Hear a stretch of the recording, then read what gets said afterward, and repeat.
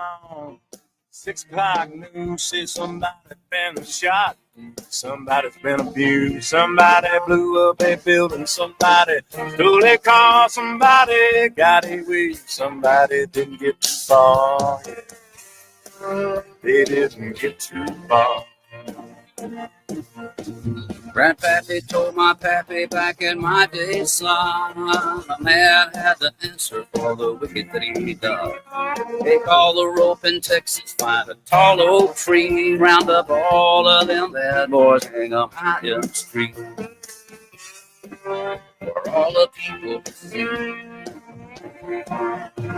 That justice is one thing you should always find. You gotta saddle up your boys, you gotta draw a hard line. When the gunfolk settles, we'll sing a victory tune, and we'll all meet back at the local saloon. We'll raise up our glasses against evil forces, singing, whiskey for my men, beer for my horses.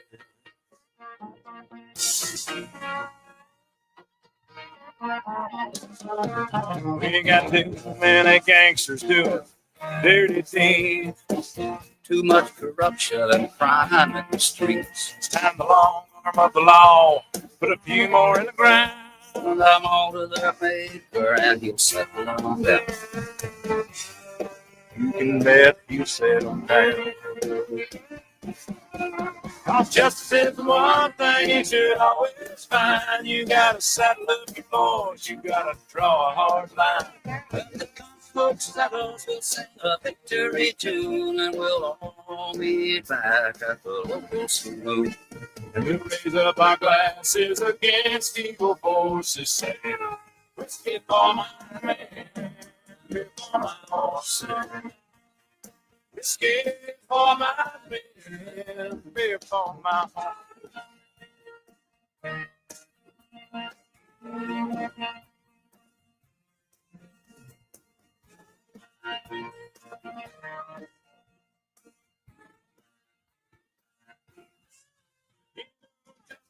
The one thing you should always find.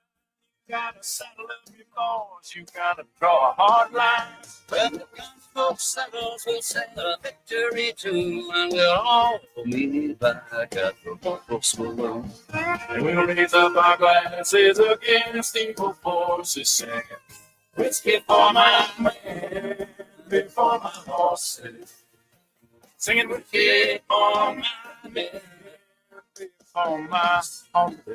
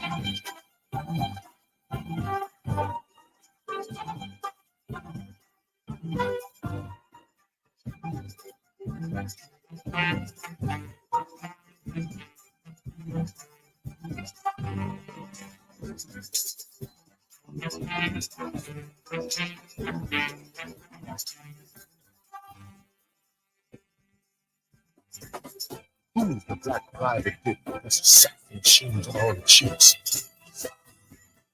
Damn right. Welcome to another live Radical Republican show. I am your host, the J Black Mamba. Bringing it to you live, unedited, unfiltered, unscripted, uncensored, unapologetic truth here in the Lion's Den on Sunday, 8 p.m. Eastern Standard Time. I'm glad y'all could join me. Hope y'all had a good week. We're going to bring it in. It's part 3 tonight. We're going to close it out tonight. We're going to close it out these communists and Negroes. My 3-part series. If you missed parts 1 and 2, you got to go catch up.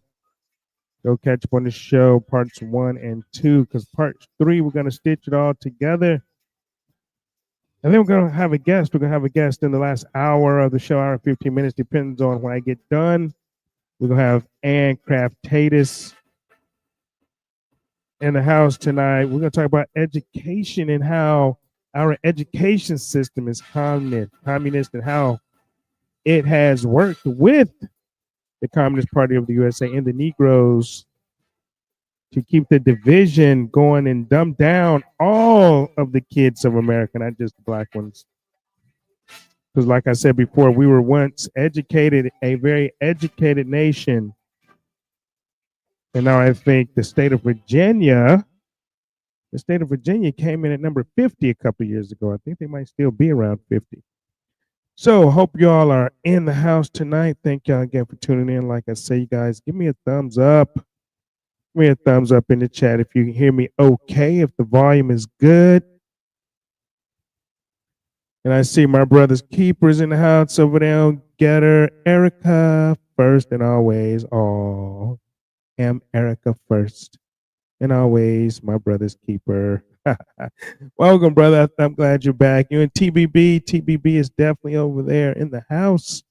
And Jackie, I see you over there on Rumble Land. Thank you, Jackie, for tuning in. Jackie said there's no hockey tonight, so she can check out the J Black Mamba tonight.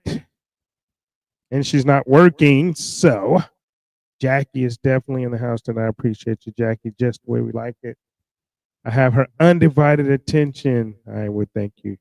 Thank you, appreciate it. Hopefully, we'll have some others come in tonight. We know it's closing out. It's Memorial Day weekend. People are camping. People are vacationing and all this other stuff. I'm on baby watch, to believe it or not. I'm on baby watch. My son and his girl can be having a baby at any moment now. Make me a granddaddy to make me papa.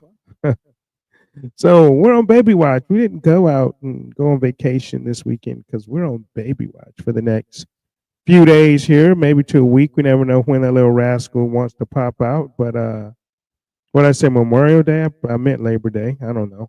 I don't know what holiday it is yet. Labor Day. All right. So anyway, let me get this sponsor out of the way so we can get started because we're going to riff through this today. This part 3. And we are doing Supermassive Black Coffee today because they are our top sponsor. Louis, welcome. I see you, Susan. Susan, I see you. Susan's not on Turtle Watch right now, so she's in the Lion's Den tonight checking us out. So are you tired of the same old corporate coffee, diluted and devoid of character? Well, it's time to break free from the chains of mediocrity with Supermassive Black Coffee. Crafted from 100% organic beans, this coffee is fire roasted in a Victorian era roaster, a relic from an age when true craftsmanship thrived. This unique process allows the flames to caress each bean, unlocking bold, rich flavors with dark chocolate undertones and a smooth, smoky finish. In a time of soaring coffee prices and supply chain disruptions and tariffs and all this other stuff that's going on, Supermassive Black Coffee stands as a beacon of quality and resilience. While others compromise, this brand remains steadfast, delivering a brew that defies convention and invites coffee lovers to explore the depths of flavor and mystique. Join the rebellion against the mundane. Visit supermassiveblackcoffee.com and use code MAMBA, MAMBA, for 20% off your order. Embrace the conspiracy and sip the mystery. Sip the mystery. So, we're gonna finish up strong. We're gonna finish up strong and hard. And I thank y'all for hanging around for this 3-part series, because I think, and unless you understand, like I said, unless you understand what communism is and how communism flows, I'm gonna read some stuff after I get done, right before Ann comes on, because I think it's gonna tie in, and and it makes a lot of sense, because a lot of people say, why do black people always vote Democrat, right? Well, I'm explaining it to you now, man. I'm explaining it to you now, and I'm gonna tie it in, like I say, tonight, and you're gonna, and you should get it. And I hope there's a few more people watching tonight. So, and like I said, if you haven't seen part 1 and 2, you need to actually go back and check out parts 1 and 2. But part 3 is gonna hit you kind of strong tonight, and we're gonna do it because the communists, the Negroes have been used, just like the transgenders are being used. Hey, you know what? Shout out right now to those kids who were shot up by in those families. It's something weird about that, though. I'm going to say that now. It's something very, very weird about that. And shout out and prayers to Rudy Giuliani, who was tagged in the back at full speed by a vehicle. He's in some bad shape, I heard. And if you think that was made by design, if you think that was an accident, then I think you may not be paying attention to what's going on and what's happening. Okay. All right. So, but shout out and prayers to Rudy Giuliani. But again, okay. So where it all started, the Communist Party USA. So we're gonna take us back a little bit, right? Again, I'm gonna bring you up to speed, take you back. We're gonna just finish it up tonight. We're gonna finish up strong, because, like I told you before, this just didn't happen overnight. Okay, where we are now, and I'm gonna read to you again some of the 45 goals that was written into the Congressional Record in 1963 of the Communist Party, and you tell me where we are in America. And if you're looking at everything, if you tie everything that I've been trying to tell you all these past 4 weeks, because it's been 3 parts, but it's been 4 weeks. I spent 2 weeks on part 2. If where exactly we are here in the United States, because the destruction of America, it didn't just start with Barack Obama. A lot of people, Barack Obama. It didn't start with Barack Obama. It didn't begin with Joe Biden. And it sure as hell didn't begin with Black Lives Matter. Even though Black Lives Matter is a communist group, and I'm going to play a clip. Where the founders of Black Lives Matter, well, one of the founders, Patrice Cullors, says that she's a trained Marxist. I'm going to play the clip for that. So it's Marxist. It's communist. They say it themselves. Okay, but it almost started a century ago with, like I say, the Communist Party USA, 1919, 1920 area. Okay, men like William, I'm going to name some names to bring you up to speed. Williams like William Z. Foster, Earl Browder. They openly bragged about how they would use racial tension. You had Trotsky, and Lenin, and as a wedge to destroy this nation from within, because they knew they couldn't beat us militarily, so they had to destroy it from within. But don't take my word for it. You go read their writings, okay? I'm just giving you the information. I'm leading you to the water. I can't make you drink. But you go read their writings, William Z. Foster, Earl Browder, those type people, Trotsky, okay? the CP USA's entire strategy was to radicalize Black Americans because we were the most suppressed. The thing now, right? What are they trying to do? They're trying to radicalize, which they're doing a pretty good job of it. You look at Minnesota and the governor, look at all those people, right? I mean, look at the mayor, right? They're trying to radicalize the transgenders movement. Is it not the same? Because Black people are starting to wake up a little bit, right? Okay. And so now they're trying to use the transgenders for the uprising to radicalize them. Okay. And it's not because they care about Black people, not because they care about transgender, not because they wanted equality, because they really don't. I mean, because like I said last week, I mean, the Black communists couldn't even go to the white communists, the people that were handling them, running them homes. They didn't go out and eat dinner together. You know, they didn't want equality, but they knew if they could weaponize race, and here's where we are. If they could weaponize race and now gender, because now they're weaponizing gender, right? It's not just race. Back then it was race because nobody ever would think, okay, well, that people are so mentally ill that they can believe that a man can be a woman and a woman can be a man, a boy a girl, and a girl a boy, right? Now, because they have these radicalized doctors, the radicalized medical industry, right? So now they knew that they could weaponize race, and now they know that they can weaponize gender. And so they can destabilize the entire American system. And it has worked. I mean, to a point. Not totally, but to a point, because this is where and they're playing for keeps. The Communist Party, that's one thing they do. They play for keeps, and they keep the pressure on. Okay? They keep the pressure on. So, they sent the operatives to the Black communities, because we're talking about communism and Negroes, right? They recruited leaders. They put Marxist theory behind the pulpit. We're talking because they went in, they captured the churches, they captured these ministers, these preachers in the Black churches, because this is where they went. They were behind the protests. They were behind the organizing committees. If you look at it, you had Dr. Martin Luther King, who was a minister. You had all these ministers, these uprisings that came out from the church, the Black churches. And they're still doing it today. I mean, you go to some Black church, you go to what's it, Jeremiah? No, not Jeremiah Wright, but this guy down in Atlanta. I mean, they preach all kind of stuff, man. You saw Fannie Willis down there begging, right? You have these Black churches, a lot of these Black churches still in the South, a lot, and they still are preaching the same stuff, right? I mean, you had Paul Robeson, that was paraded as a proud Black central figure, but at the same time, he was still praising Stalin. So how can you be a positive Black cultural figure and praising Stalin? But that's what they were taught, right? They were defending the Soviet Union, and they actually carried the water for communism. This is what they were doing.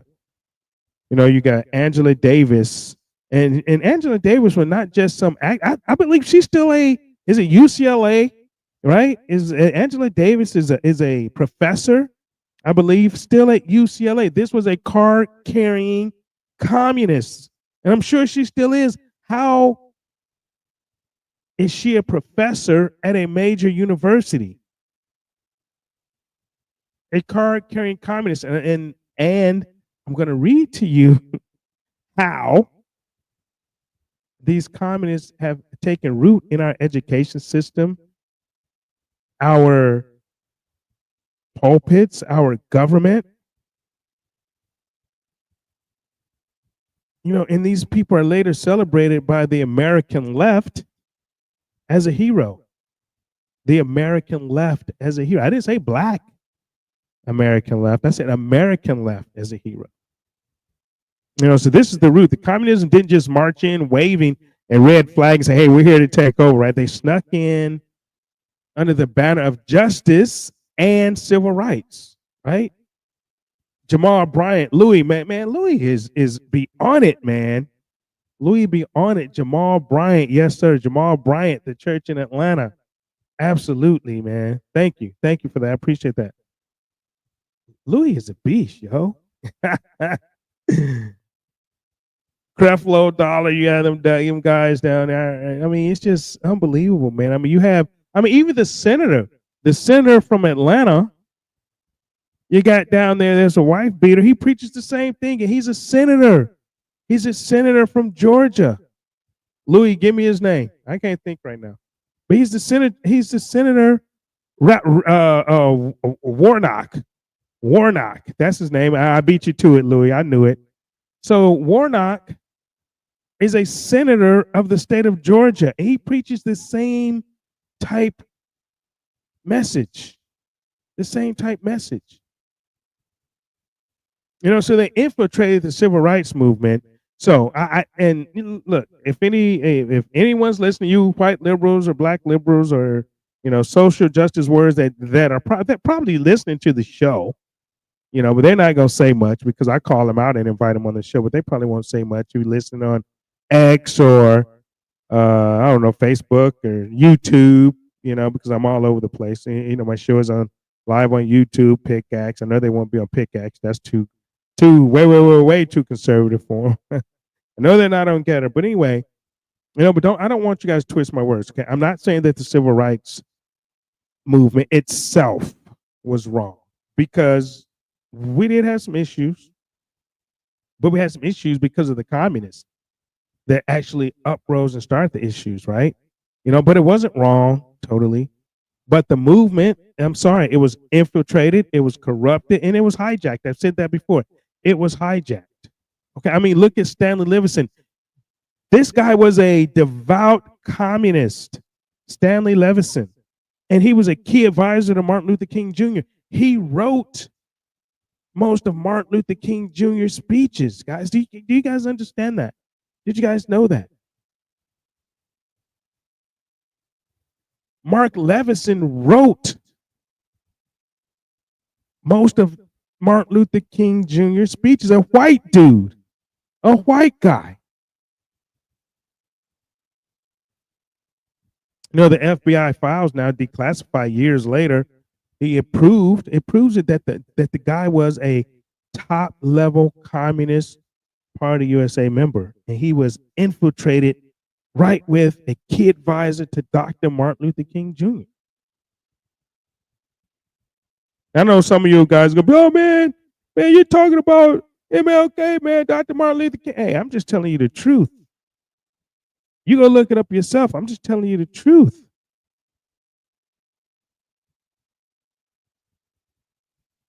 Like Carolyn says, if some young black people want a person to look up to as a role model, Ibrahim Traore. I like that dude. I definitely like that dude. Warlock. It's not Warlock, it's Warnock. Thank you. I appreciate you, TBB. TBB says Warlock. It's actually Warnock, I believe. But thank you, man. I knew what you were saying. I appreciate it over there. Give man helping a brother out. Helping a brother out. I appreciate it. I mean, and you're not gonna hear what I'm telling you guys. You're not gonna hear on any other podcast station. Let me know. I haven't had you guys come back and say, hey man, so and so. They're not gonna talk about it in the way that I talk about it, because they'll be called racist, and most of the people are scared to be called racist, but you're starting to hear, look at Marjorie Taylor Greene. She's commie all the way now, right? You're going to start hearing a lot. And I told you guys, after this show, after this 3-part series is up and during, right? You're going to start hearing a lot more of these people start saying it's communist, calling these people communists, because guess what? Hey, Chief Bell said it was okay, so let's do it, right? That same thing about Israel. We're starting to call out shit that Israel is doing too. A lot more people are doing that now. They're not afraid to do that. It is what it is, right? So, Stanley Levinson, like I say, proved that the FBI files proved that he was a high-level communist. Okay, the CPUSA pumped money, propaganda, and organizational skills into the civil rights movement. They had a school, the Highland School, right? They had a school, MLK, Rosa Parks, all of them learned from, and they also went overseas. They also went overseas to Russia. They attached themselves to the cause, and is right there with Trotsky, right? The cause of Black Americans, but their end game wasn't freedom of the blacks. They didn't want the black people free. They actually just used them. They didn't care. Their end game was Marxism. Their end game was communism here, taking over, really by any means necessary, of the United States. And we're so right here, right now, and I'm going to read it to you. But that's where COINTELPRO, because we talk about COINTELPRO is a big thing now with Tulsi Gabbard bringing it out. But like I explained to you before, the COINTELPRO that came in back in the day, okay, and let me be crystal, and some things I want to be crystal clear on. The COINTELPRO of the 60s that was with the HUAC, that I ran on bringing the HUAC back, not COINTELPRO because it's been weaponized, but it was designed in the 1960s. It was designed to stop foreign communism from taking root in America. I mean, but when we fast forward to today, the COINTELPRO that we live now is the German Stasi model. I said that last week. Okay, it's not protecting America. It's being weaponized against Americans. I mean, when you look at it, the COINTELPRO on the J6ers, right? They used they went back and they used, wiretap, and they used all of this stuff. They, tracked phones to see who was at J6. You didn't even have to go into the building, to the Capitol building. Were you at J6, right? They were using your phones, your tracking devices to see if you were there.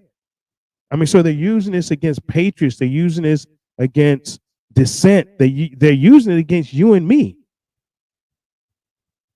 Because any dissent,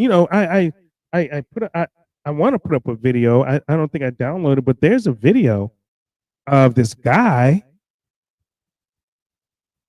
saying that, hey, he's about to bring in a system to where an Israeli surveillance system to where they're going to be tracking everything we say for real now.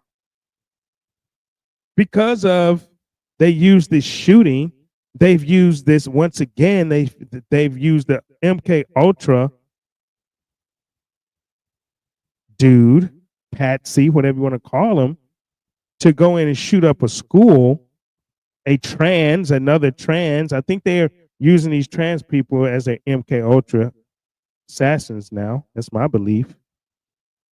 And so now, this guy goes back and shoots up a school, a Christian school, because Christians are under attack. And now this guy comes out saying this program is, I think I might have to download that because I want to show you guys that. Hold on, let me see if I can find it real quick, and I'm going to try to download it. And and play it for you because it's really, really, I say scary because no one is stopping in it. And this isn't even government. This is a private dude, a private company, right? A private dude, private company that's saying this. Shoot, I don't know if I have it, but I'm sure somebody has it. But you know what? I know I have it. I have it on my phone. I'm gonna find it. I'm definitely gonna find it and show it to you because it's ridiculous. It's unbelievable. That they even are talking. They're saying this out loud. Okay, they're saying this out loud. Let me see if this is it. Okay, yeah. Okay, I'm gonna shoot this to myself real quick, right? And I'm gonna download and I'm gonna play this right now because this is what COINTELPRO is right now. Okay, it's weaponized. It's not the government, but they are allowing these, and they're getting government contracts to do this, right?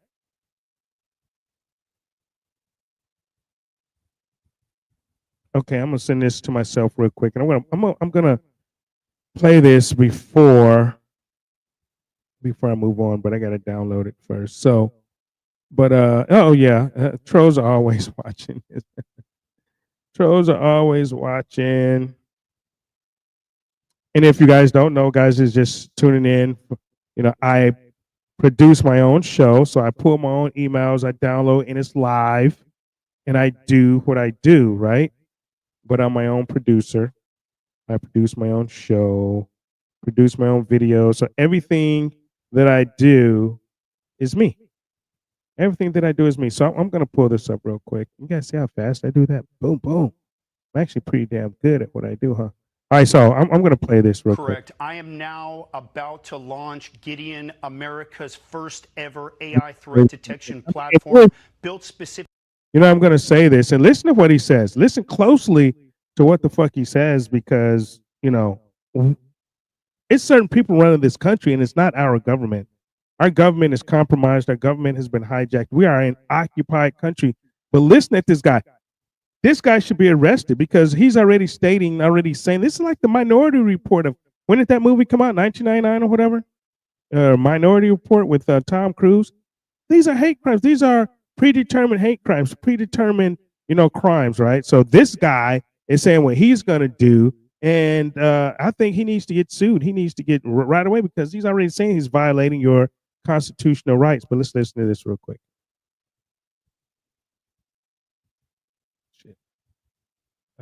Come on, man.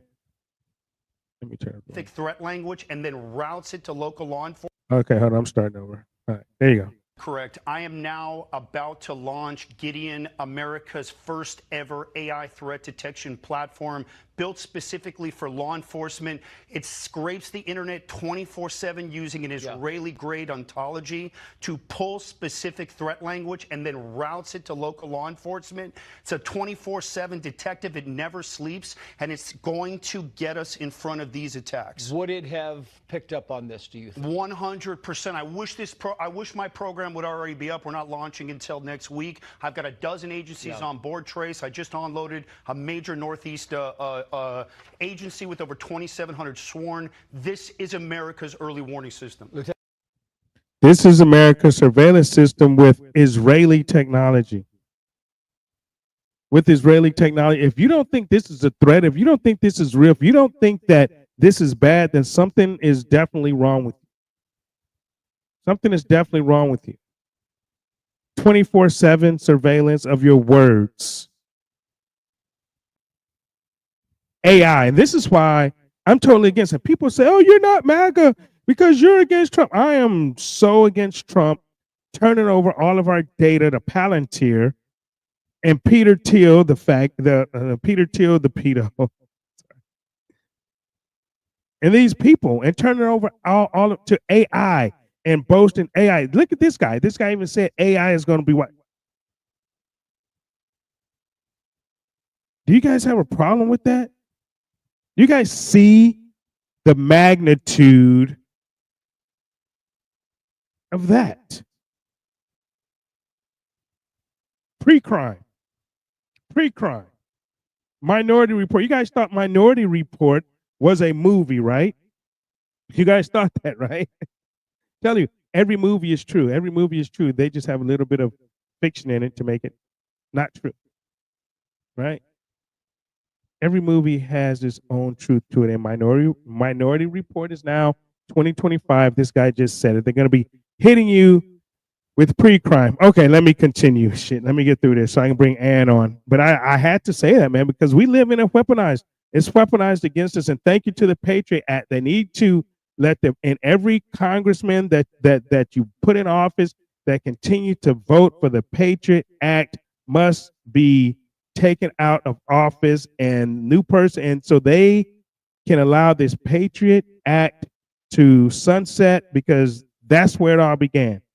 And it all began 9/11. So anyway, all right, so let's talk about, all right, so then came the Lyndon Baines Johnson after the coup of the United States with the murder of JFK, with the assassination of JFK. That was the coup. That was the coup of the United States. Why? Because he was pushing Israel to have AIPAC registered as a foreign agent, and he was pushing Israel to allow inspections on their nuclear weapons programs that they stole from the United States. Our top ally, our number one ally, our best friend stole our nuclear secrets for their own. So it won't let us come inspect them. and won't register AIPAC as a foreign agent. And they sink our ships or try to sink our ships, USS Liberty, and attack our buildings, 9/11. Whew. All right, I'm getting off track, man. Let me stop. So if there's a man who sold Black America, let's just say this, into permanent bondage, because we are talking about communism and Negroes, under the Democrats, it was LBJ.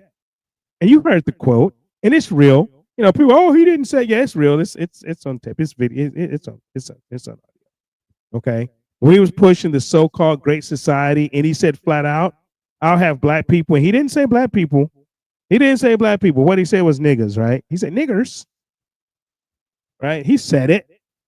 So he said, I'll have niggas voting Democrat for 200 years, and so far he's been right. And it wasn't a slip of a tongue. It was not. LBJ was one of the biggest racists, and the only reason he signed the 1965 Voter Rights Act or whatever, I mean, because he had to. He had to after JFK was killed. Martin Luther King pressed him. He had to reel in black people. He had to get black people on his side. So what better way to say, oh, I really care about black people. Let me sign this Voter Rights Act or this, Civil Rights Act into law. But that wasn't a joke, though. Okay, that was definitely the plan. That was always the plan, and the plan worked. It worked. Now you talk about, well, why do black people always, right? You say, well, black people are smarter than that. When you've been brainwashed, when you've been accustomed, when you've been brought up in a way that becomes generational brainwashing, that becomes generational voting, that becomes generational poverty. The Great Society, it was not about lifting black families out of poverty. It was not. Well, I say we black people as a whole did better before the 70s. Before the 70s, right? So it wasn't about lifting black families out of poverty. It was about communism and communists using black people. It was about locking them into generational dependency. I mean, when you look at the BLM, they talk about the breakdown of the nuclear family. Their whole goal was the breakup of the black nuclear family, right? They wanted them dependent on government handouts. You guys talk about, well, why is this? Why do black people? It's generational dependency, generational brainwashing. It's about replacing the father with the state. They talk about, why are so many mothers? It's about that. They gave up welfare and the father couldn't be in the home. It was about destroying the black nuclear family. It's about a strategy. They had a strategy that ripped directly from the communist playbook. That's what it was. It was communist. This is why I had to do this series, Communism and Negroes, because it's the playbook. The breakdown of the family, make people dependent, strip away their dignity, and you own them. This is what slavery did. Now, this is a mental, it wasn't whips and chains slavery, it was mental slavery.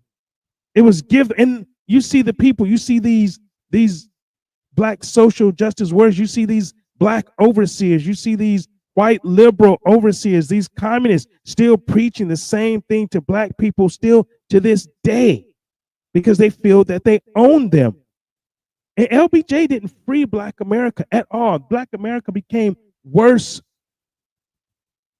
under LBJ. He put them on a plantation with new masters in D.C. Put them on a plantation with new masters in Washington, D.C. A welfare check instead of a whip. Food stamps instead of chains. EBT cards. Dependency instead of freedom. This is why we talk about, us black conservatives talk about getting black people off the Democrat plantation, because this is the Democrat Party that has been running the scam ever since. The same party, the Democrat Party that has been running this scam on black people and black America And people gonna say, oh, well, you talk well, white people. I'm not talking about white people right now. I'm talking about communists and Negroes. Okay, so y'all just calm the fuck down, calm down, because well, we want our white neighborhood safe. Yeah, I know, but we're talking about black people. We're talking about communism. So you don't have to ask, why do black people always? And it's hard to break mentality that you've known your whole life. It's brainwashing, it's conditioning.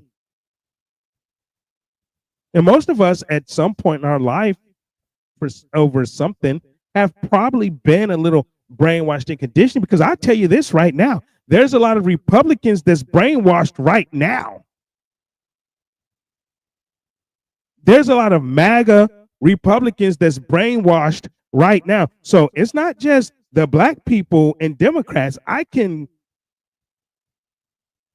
leave that for another day, because I get attacked all the time by the MAGA cult, right? The same people that talk about, well, why do black people always, or why do y'all always, why do, some of the Republicans just vote Republican because they have the R. Ooh, I know I just hit somebody with that. I threw that rock out there. Somebody just got hit. I mean, but we talk about, so we go from LBJ. So after LBJ, right? It was a parade. I mean, you look at it, it's just weak, corrupt Democrats. I say Democrats, but Democrats, just keeping this rot, keeping this fester alive. These communists, they were all communists. Think about it. If you use the communist playbook, what are you? You're communist. You're communist. Jimmy Carter. He's probably one of the worst Democrat presidents ever. He gave us weakness worldwide abroad. He emboldened our enemies. Jimmy Carter was the weakest and gave us some of the highest interest rates and gas prices of ever, right? I remember long lines. I was young in the 70s when Jimmy Carter was president or whatever. Long gas lines, interest rates, 18%? So, he laid the groundwork for really the Soviet expansion coming back. People want to say Islamic terror. You can say that too. We did have some hostages, but I think that was more of a setup to get Reagan in the office. But yeah, that's another story too. Bill Clinton, he sold America's manufacturing. He sold out to China. This is when jobs started leaving China. Bill Clinton sold America's manufacturing out to China, and this is where we really started to embrace globalism, right? The working class guy got those of you that are old enough to remember this. This is when the working class started to get gutted, and he lined his pockets with Beijing cash, and China just laughed all the way to the bank. So every one of these so-called leaders from that point, we go from Carter to Clinton, LBJ, Carter to Clinton, they advanced the communist agenda. Whether by incompetence, as I think Jimmy Carter was,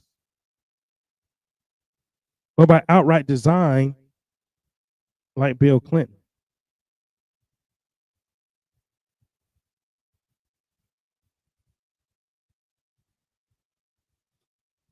Carolyn in the chat says, they're claiming it's all new. How many times have you said something on your phone or Facebook and that crap will pop up in your ads all day on social media? Your smart TV, Siri, all that shit is in on. Well, I don't even have Siri on my phone. And since I don't have Siri on, I turned Siri off on my phone. I don't get those ads anymore. Siri was a motherfucker. Siri was a spy, yo. I turned Siri off. I don't get the ads anymore. I don't get the ads. But yeah, man. That's it. And I'm sorry if I'm not hitting the chat a lot tonight yet, because I'm trying to get Ann prepared to get in here, you know. So, but I'm gonna hit the chat. But I got some things to do though, so I'm gonna keep it moving. Okay, so we get to Barack Obama, right? So now, you know, the smiling face of Marxism, right? The hope and change guy, right? And this is the guy, right? Because black people really started to get riled up, because that was like right after, you know, like the Bush era, right? The Bush era. Black people, you know, the communists, they started really rising up. Black people, you know, again, black people were not falling in line. Black people were not, you know, happy right around, you know, the time Obama came. So what do, they bring in a black communist to shut the black people up. The left and the communists saw him as what? Change, the great healer, hope and change, this guy, you know. White people even bought in on it, man. There's a bunch of white people voted for Barack Obama because they felt guilty. It was time for a black president. They helped usher in the biggest communist of them all, the biggest Marxist of them all. And some of you out there probably voted for Barack Obama. I didn't, glad to say, but some of you voted for Barack Obama. Pat yourself on the back. You helped usher in Marxism and communism full-fledged here into the United States under his smiling face. And it's okay. You didn't know.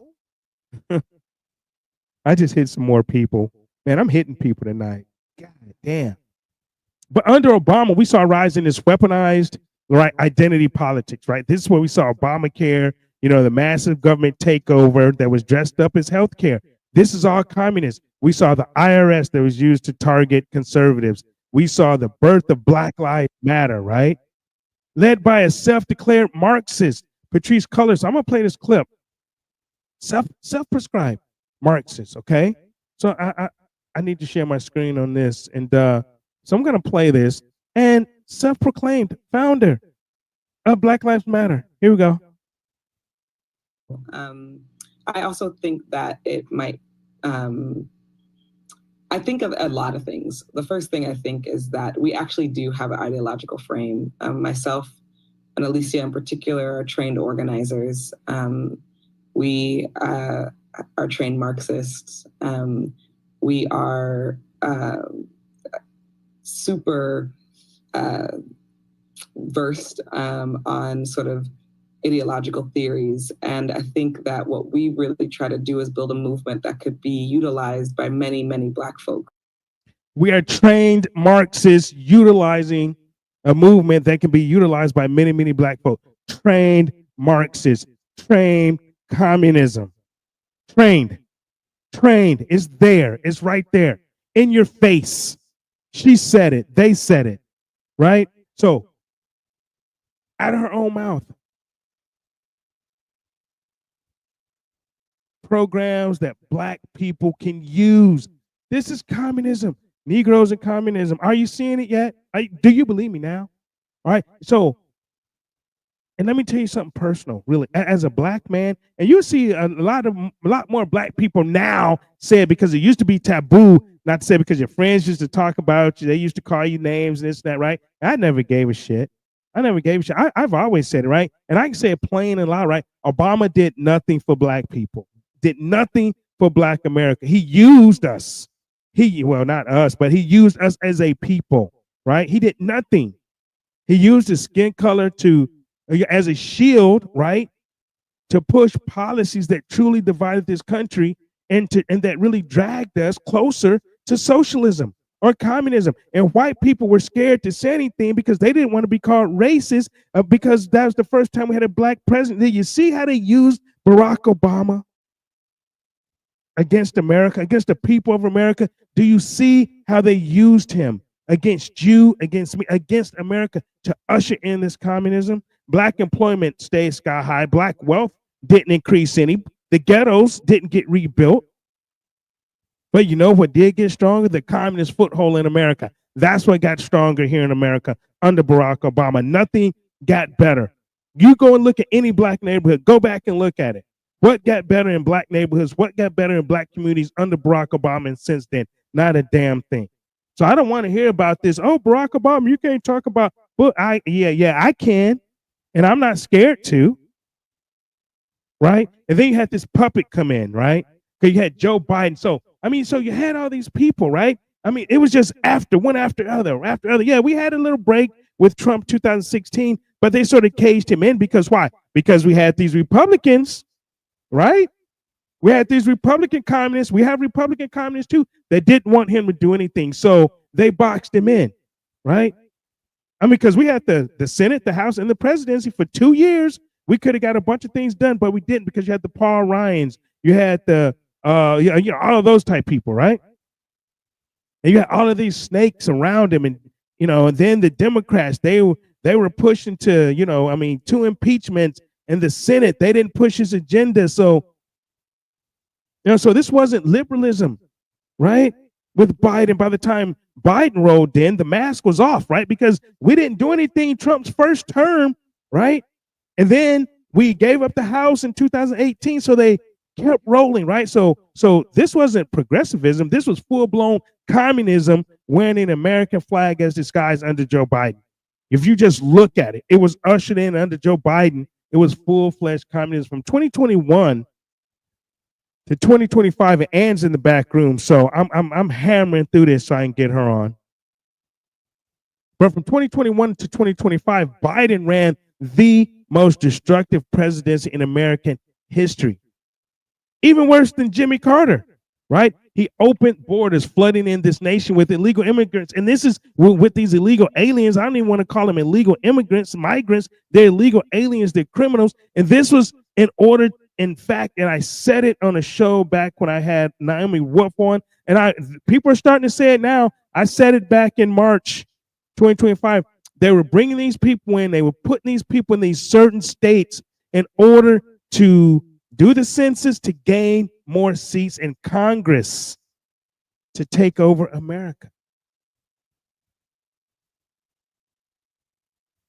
That's what this was about. And now you see people trying to fight it. Now you see people, okay, down in Texas, well, they need to, gerrymander or whatever. They need to redo seats in California stuff.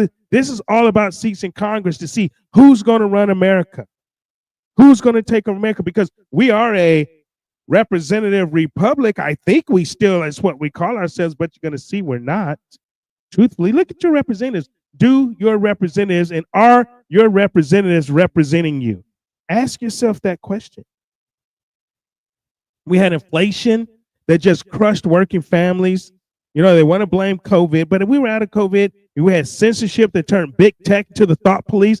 I just played your ad. They got AI that's going to be watching us now, right? Big tech, a weaponized DOJ and FBI that were targeting parents, and Ann can contest to this, targeting parents, patriots, and Christians and conservatives, or anyone who stood in the way of, at these school board meetings, city hall meetings. Biden was not a leader. Biden's been in Congress, and he's been in for 50 years. What has he done? What has Joe Biden done besides the 1994 crime bill? What has he done? 50 years. He was a puppet.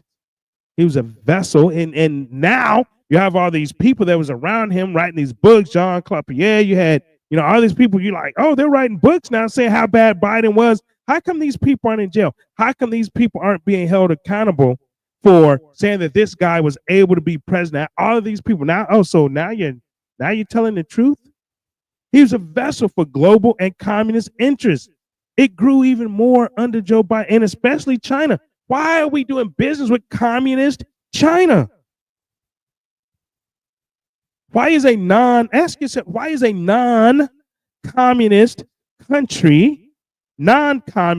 country doing business with a communist country, making them stronger? Why?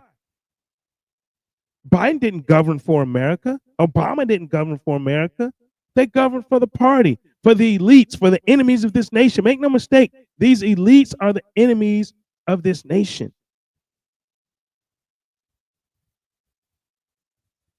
Okay, here we are, and I'm gonna wrap this up in 5 minutes. I'm gonna bring Ann in. And here we are. Trump is back in the White House, and I'm not agreeing with everything Trump is doing. I don't know if he's been compromised. I don't know if he's been kidnapped. I don't know. And people are coming. I'm like, man, why are you so hard on Trump? Because he's not doing what he said he was going to do. He has gatekeepers up here still protecting the elite. He turned over everything, all of us over to Palantir, to Peter Thiel, who's a pedo. Are you kidding me? But don't get it twisted, all right? And this fight is far from over. It's far from over because the Democrat Party didn't just go left. They didn't just lose their way. They just became the Communist Party of America and still using black people just like communists have always done. So this is never about justice. This was never about helping black people ever. It was always about control. If you talk, if you listen, if you hear them, it was always about control. It was always about communism. From the CPUSA of the 1930s to LBJ's Great Society, to Obama's smiling Marxism communist, to Biden's puppet regime. It's all one straight line. It's all one straight line. It's all right there. The Democrats, they don't want freedom. They want prosperity. Look at them. They want faith. They don't want faith. They don't want family. They don't care about country. All they care about is power. Pelosi, Chuck Schumer, AOC, the squad. Listen at them talk. They even tried to give you a fake Indian Kamala Harris. They just want power. They just want control. And they will continue if we let them. If we let them, they will continue to use race, welfare, right? Censorship, all the chaos that they can muster up.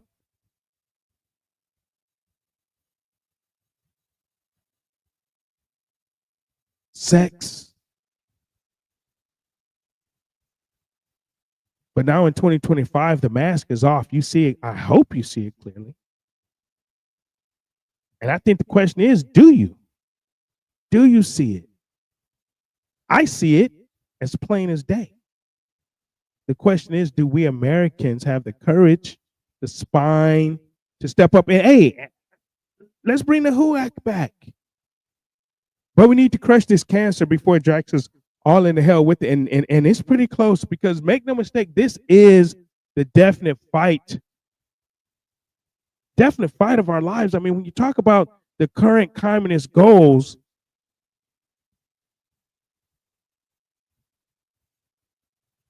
you talk about free trade between, this is number 4, read into the congressional record, free trade between all nations, regardless of communist affiliation and regardless of whether or not items could be used for war. We're talking about weaponry. We're talking about weaponry, right? Provide American aid to all nations, regardless of communist domination. Grant recognition of Red China to the UN.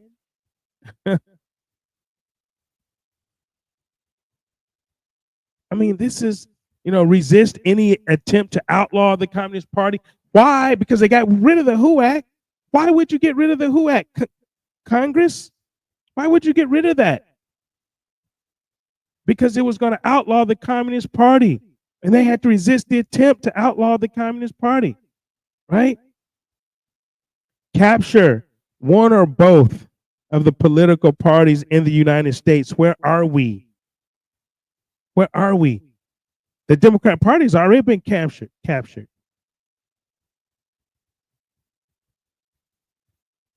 Use technical decisions to the courts to weaken basic American institutions by claiming their activities violate civil rights.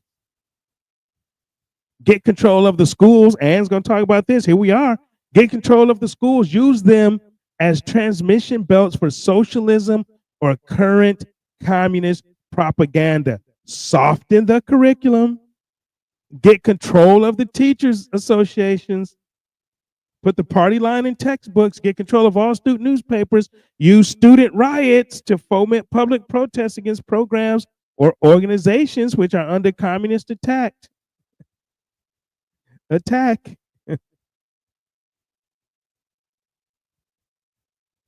So where are we? Where are we? And welcome back to the Lion's Den. And where are we? Where are we, sweetie? Are we a communist nation? Are we a communist nation? 100%.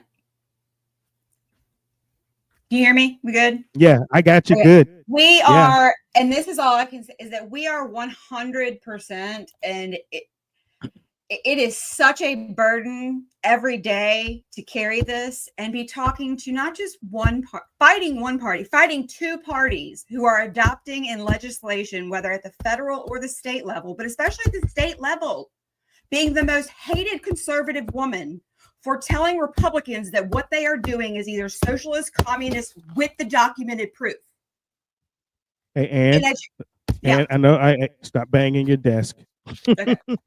Stop banging your desk because we hear it. I know you're fired up, but it's like boo, boo, boo, boo, boo. All right, go ahead, continue. But it is, I mean, it's like people are like, oh, we're approaching it. No, we're in it. And when I speak education is that, and I'll show you the documentation of the plan in a second, and then exactly what they were telling you. And is that what's so frustrating is that I'm a professional researcher. I'm not a hacker, but I can find anything. This stuff is readily available. Archive, like, is that you can go. I sit at night and go through, and I'm like, I'm blown away by the archive stuff. Is that, and then on the other end, go to CPUSA. It's either .com or .org. They're pissed that the media has also made the world believe that they're gone. And it's shocking. And then you have Marxist.org that have documented that we both have valid points about the media, is that the world wants everybody to believe that they're gone while they're still functioning. And so you have to look at it at the greatest picture, and people are like, well, maybe that's a front organization to no, this is straight up the communists. Like, they even have a quiz section. You can go through and take quizzes, and they'll tell you everything. And that, I mean, is that and you'll read is that they believe that they've been censored by the media too to make the world believe that they were gone.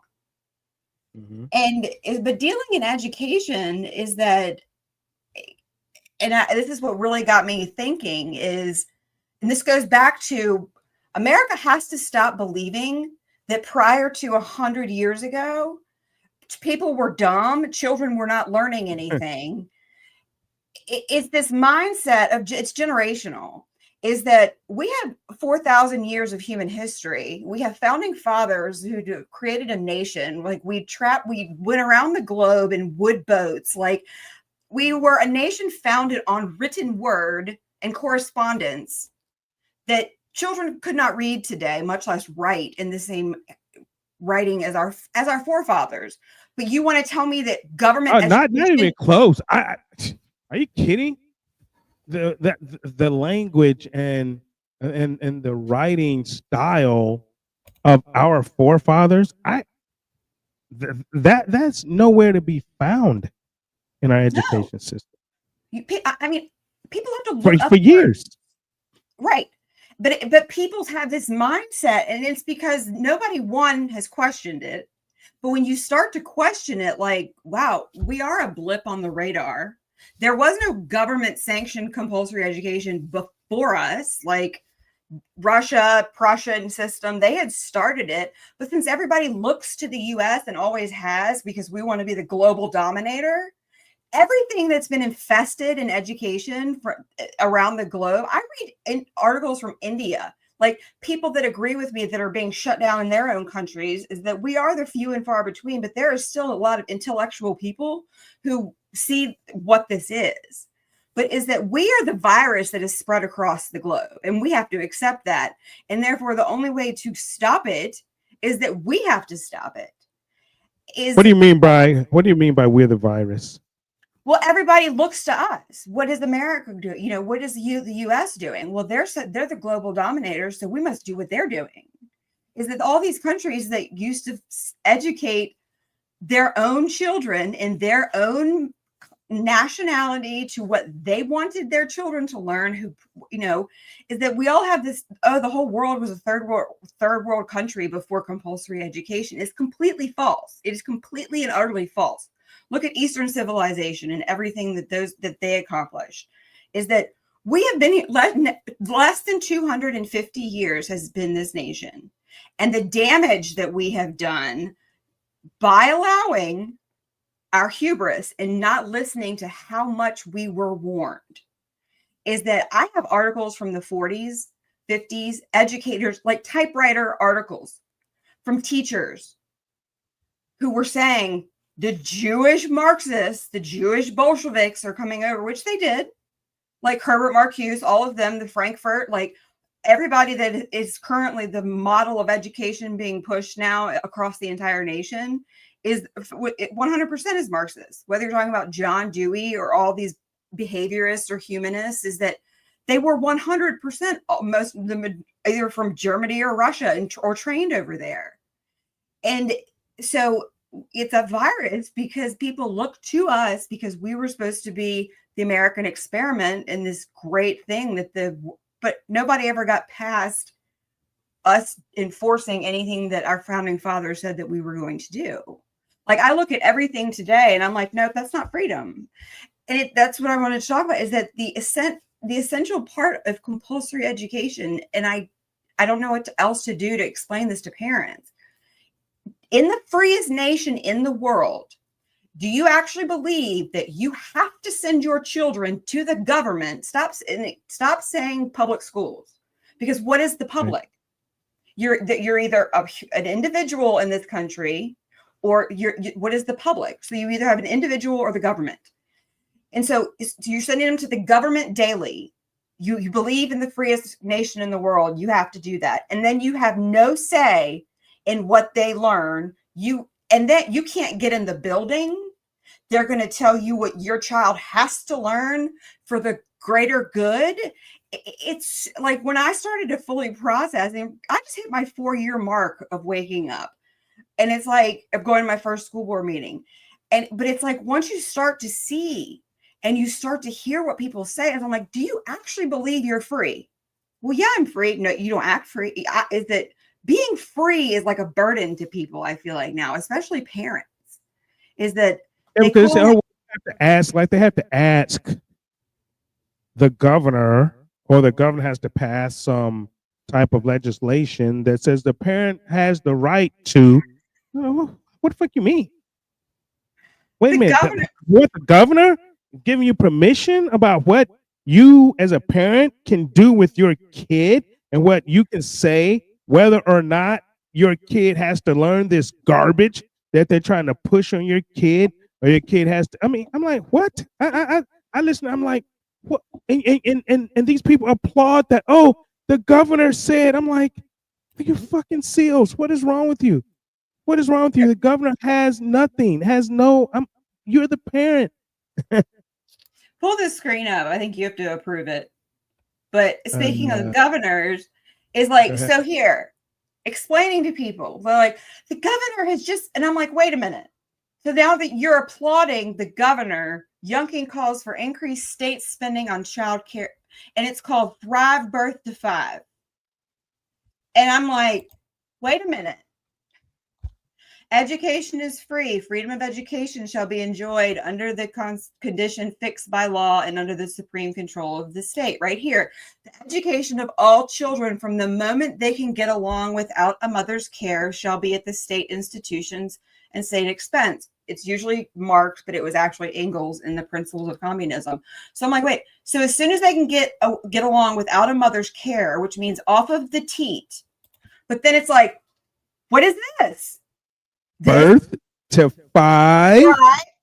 What is the difference? And people look at me like, you're a bad Republican. Okay, great. Awesome. I'll sleep good tonight. Thank you. All right. So I know you've been watching the series, and keep that up there, because this drives home the point that not only, and I've warned people about Youngkin when he first came. I was probably the #1 critic of Youngkin.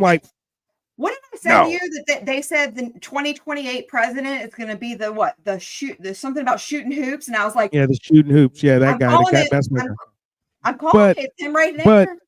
but okay, I went through how the communists, right, on the Democrat side, using the same playbook and the same language, AOC, the squad, using the same language of the Communist Party USA people that they were using in the 1919s, 1920s. And here you are, a Republican. And I told people they're communists on the Republican side, and there has to be us. This wouldn't work. There has to be communists on the Republican side as well. I say communism and Negroes because that's who was being used. But now bring it full circle, right?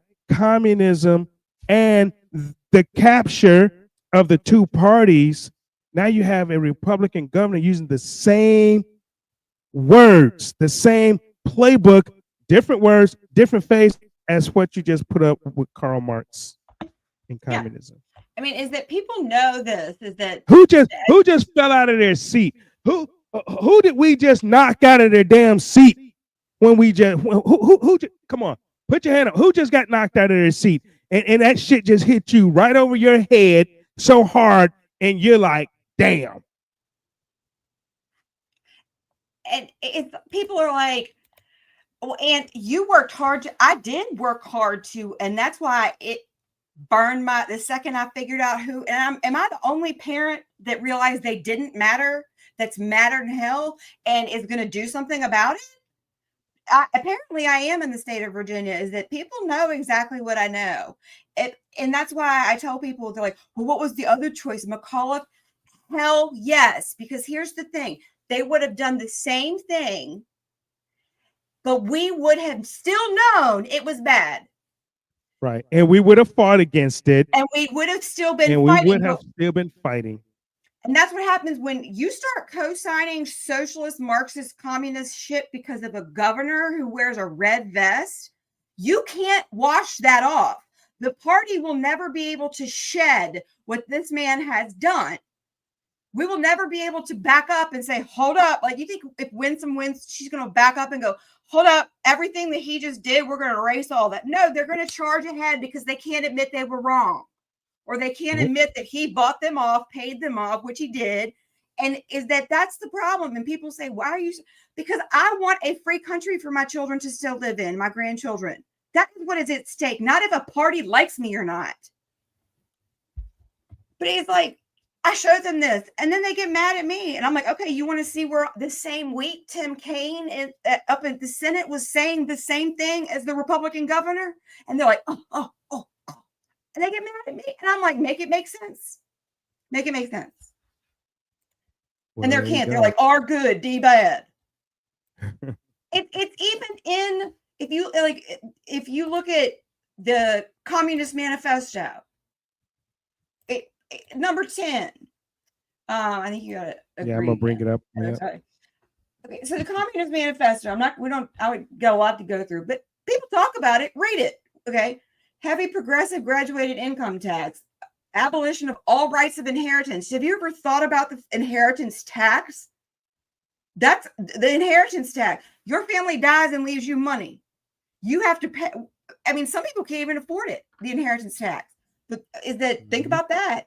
But number 10, free education for all children in public schools, abolition of children's factory labor, which people thought was to save children. No, it wasn't. With a combination of education with industrial production. Stop right there. Let me read this real quick. And I didn't know you were gonna put that up, right? I was gonna read this later, but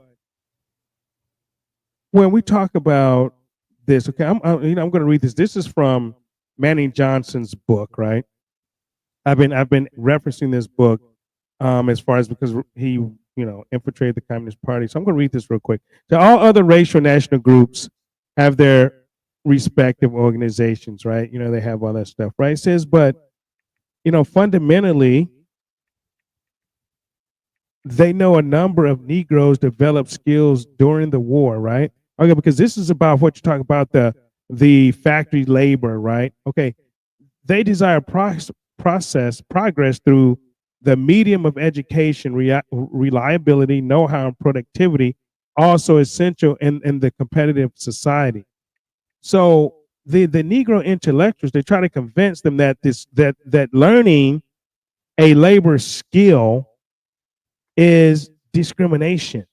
Mhm. When you learning a skill, so that okay, That's they why. they know that a number of Negroes developed skills during the war, but that the great majority are not highly skilled or trained to fit into industry during that atomic age. This is back in 1959 that this book was written. But thanks to W.E.B. Du Bois, who was a overseer in my book, and Monroe Trotter for their toil to defeat the industrial training program of Booker T. Washington, because Booker T. Washington's philosophy of education was to prepare the majority of Negroes through vocational training to play a vital role in the rapidly developing American economy before and after the turn of the century. And now, right, now this was for Black Americans, right? Yes. Not only for white, and now you just plopped up that they don't even want white America to do that. See, the thing is that so I grew because up this is communism. Good. W.E.B. What I knew growing up is that W.E.B. Du Bois, like that, Booker T. Washington. But then I read a book about Booker T. Who was the most progressive? Booker T. Who got there first? Booker T. Washington or John Dewey? So when you're compare, and I was like, what is this? And it completely blew my mind that I had all that wrong. But this doc right here, you can look at, you don't have to you don't have to argue, you type in 100 things you should know about communism. This is from Committee on Un-American Activities, 1949. When you go to education, number 5, if communism should conquer America, what would happen to the schools? Real education would stop, only training would be allowed. So every time I hear workforce, I have a video from the Parents Matter when he was down in Virginia Beach, where under his breath, they were talking about requiring a skill to graduate high school. Not if you can read or write, but a requirement. And people were like, oh, well, all kids need skills. Okay, here's the thing that people get really twisted on. We're not talking about after you graduate with a full education, then offer scholarships to go to a trade school when you have a foundation of knowledge. That's a great thing. Starting to gather children's competencies in kindergarten to then direct them into the workforce that the state deems they are going to be needed for and their competencies most are going to allow them to be, is the most dystopian reality people refuse to look at, is that your children's free will is being removed from them. They will never know what they could have been because the state takes all their competencies in this data and they go, oh, well, this child is best going to be made as a widget. They're going to be they're a button pusher. Is that they're predetermining. That's why all this personalized learning these kids are getting in computers is that they're all getting different education and it's pointing them in directions that they didn't know that and then you lose all sense of whatever you thought your reality is gone because they've driven it for you and you didn't know that you were getting different education than the kid sitting next to you. But this is the one I always show people is I'm like workforce. So the point of education is to get a job. And people are like, yeah, no, it's not. No, it's not. It's just to be able to build a life. The job is like the outcome of free will and having a full set of like arithmetic and I mean reading. Like that's the point of education. It's not to get a job, and that's where people that's where they get stuck at. But when you have two parties agreeing on this, is when people really get stuck. But they don't, because they don't participate in their own government, they don't understand that 90% of education legislation is bipartisan, most of the time unanimous. They just are told what the news tells them, which is like 10%, which is like the outlier cultural stuff. You hit the homeschool parents, you hit the, CRT or the porn books, you get like the outliers, but the majority of education legislation is bipartisan, unanimous. I mean, mostly because the Republicans are either feckless, corrupt, or there's only like three choices, and they're not stupid. I mean, so they're either a part of the problem or they're just going along with it because they want to keep their seats. Well, we all know that that's what it's about. It's not about keeping seats. It's not about representing your constituents. It's not about protecting your constituents' kids from predators or from the communists and things like that. So here's what I want to do really, really quick, because we're talking about education. We're talking about how dumbed down the education has become because it's communist, right? Because, you've proven it right there, because it's about what? Training for the workforce, right? It's about training. So I'm going to, I just put up a test, an exit exam, right? From, just for shits and giggles, and I'm going to let you continue, from 1912, right? This is literally. I have one, I think, from 1956, and it's like this long. Nobody would be able to. No, I know. So I just put this. This is 8th grade examination for Bullitt County Schools. This is in Kentucky for 1912 spelling. Okay, so this is an 8th grade test.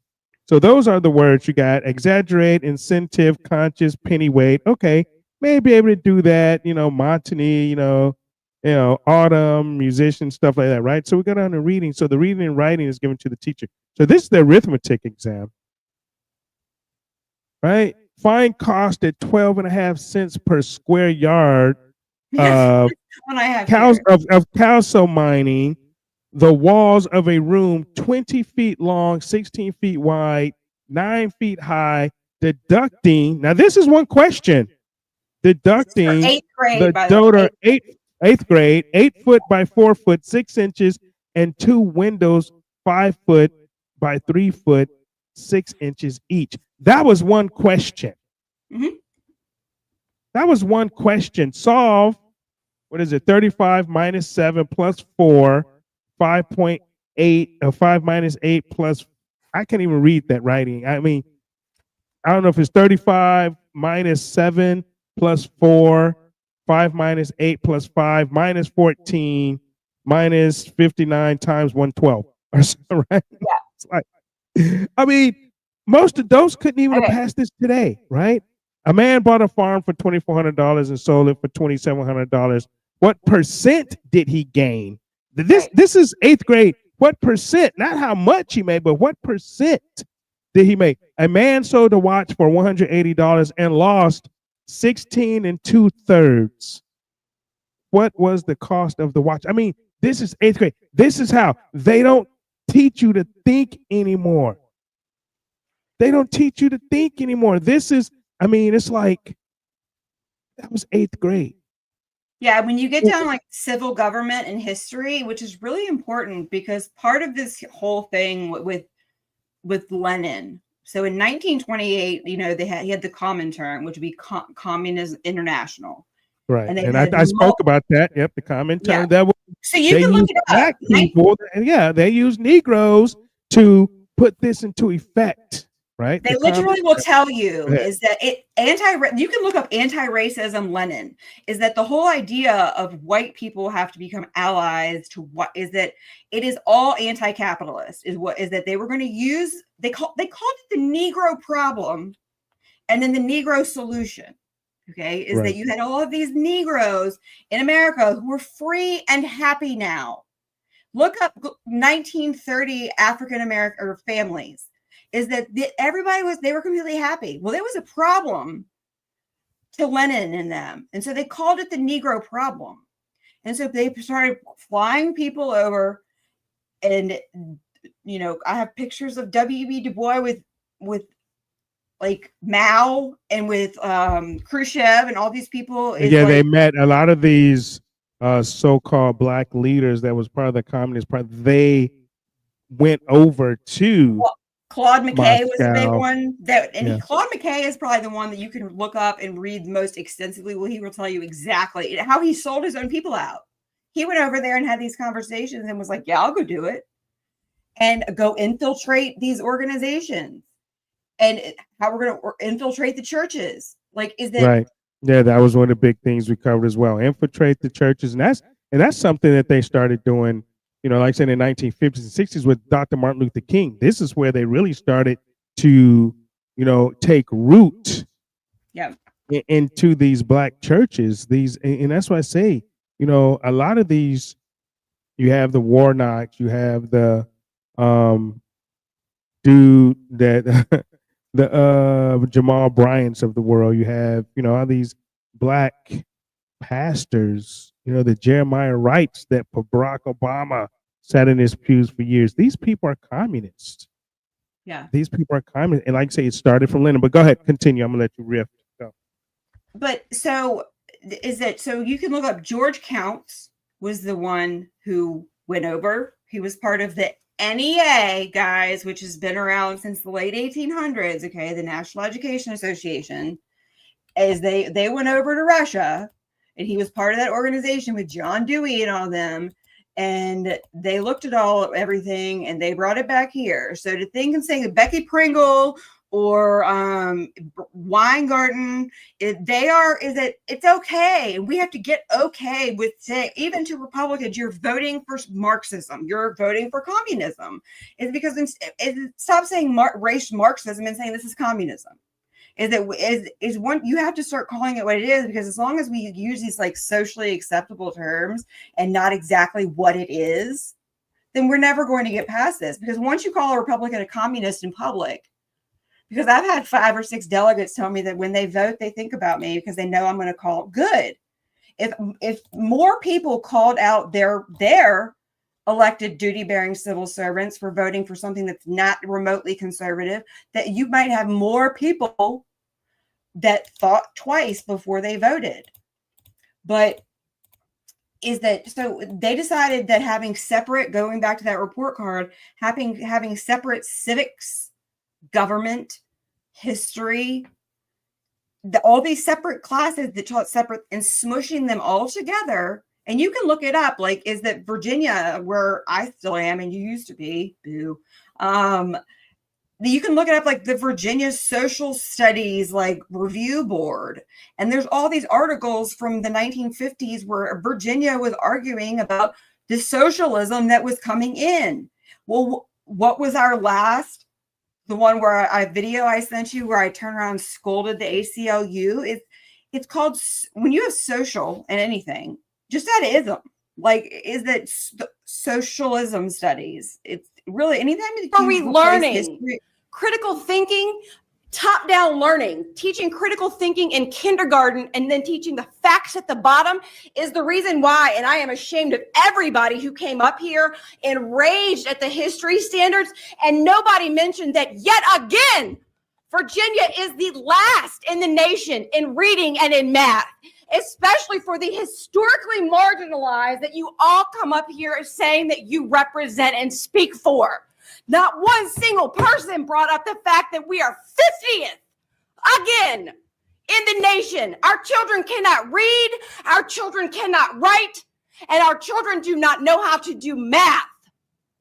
And yet everybody up here that's so enraged and so proud of where they came from, not one of you mentioned those children. That's embarrassing, and I am proud that I am not a member of either political party. I would rather be on the moon than be a part of this bipartisan swamp. There you go.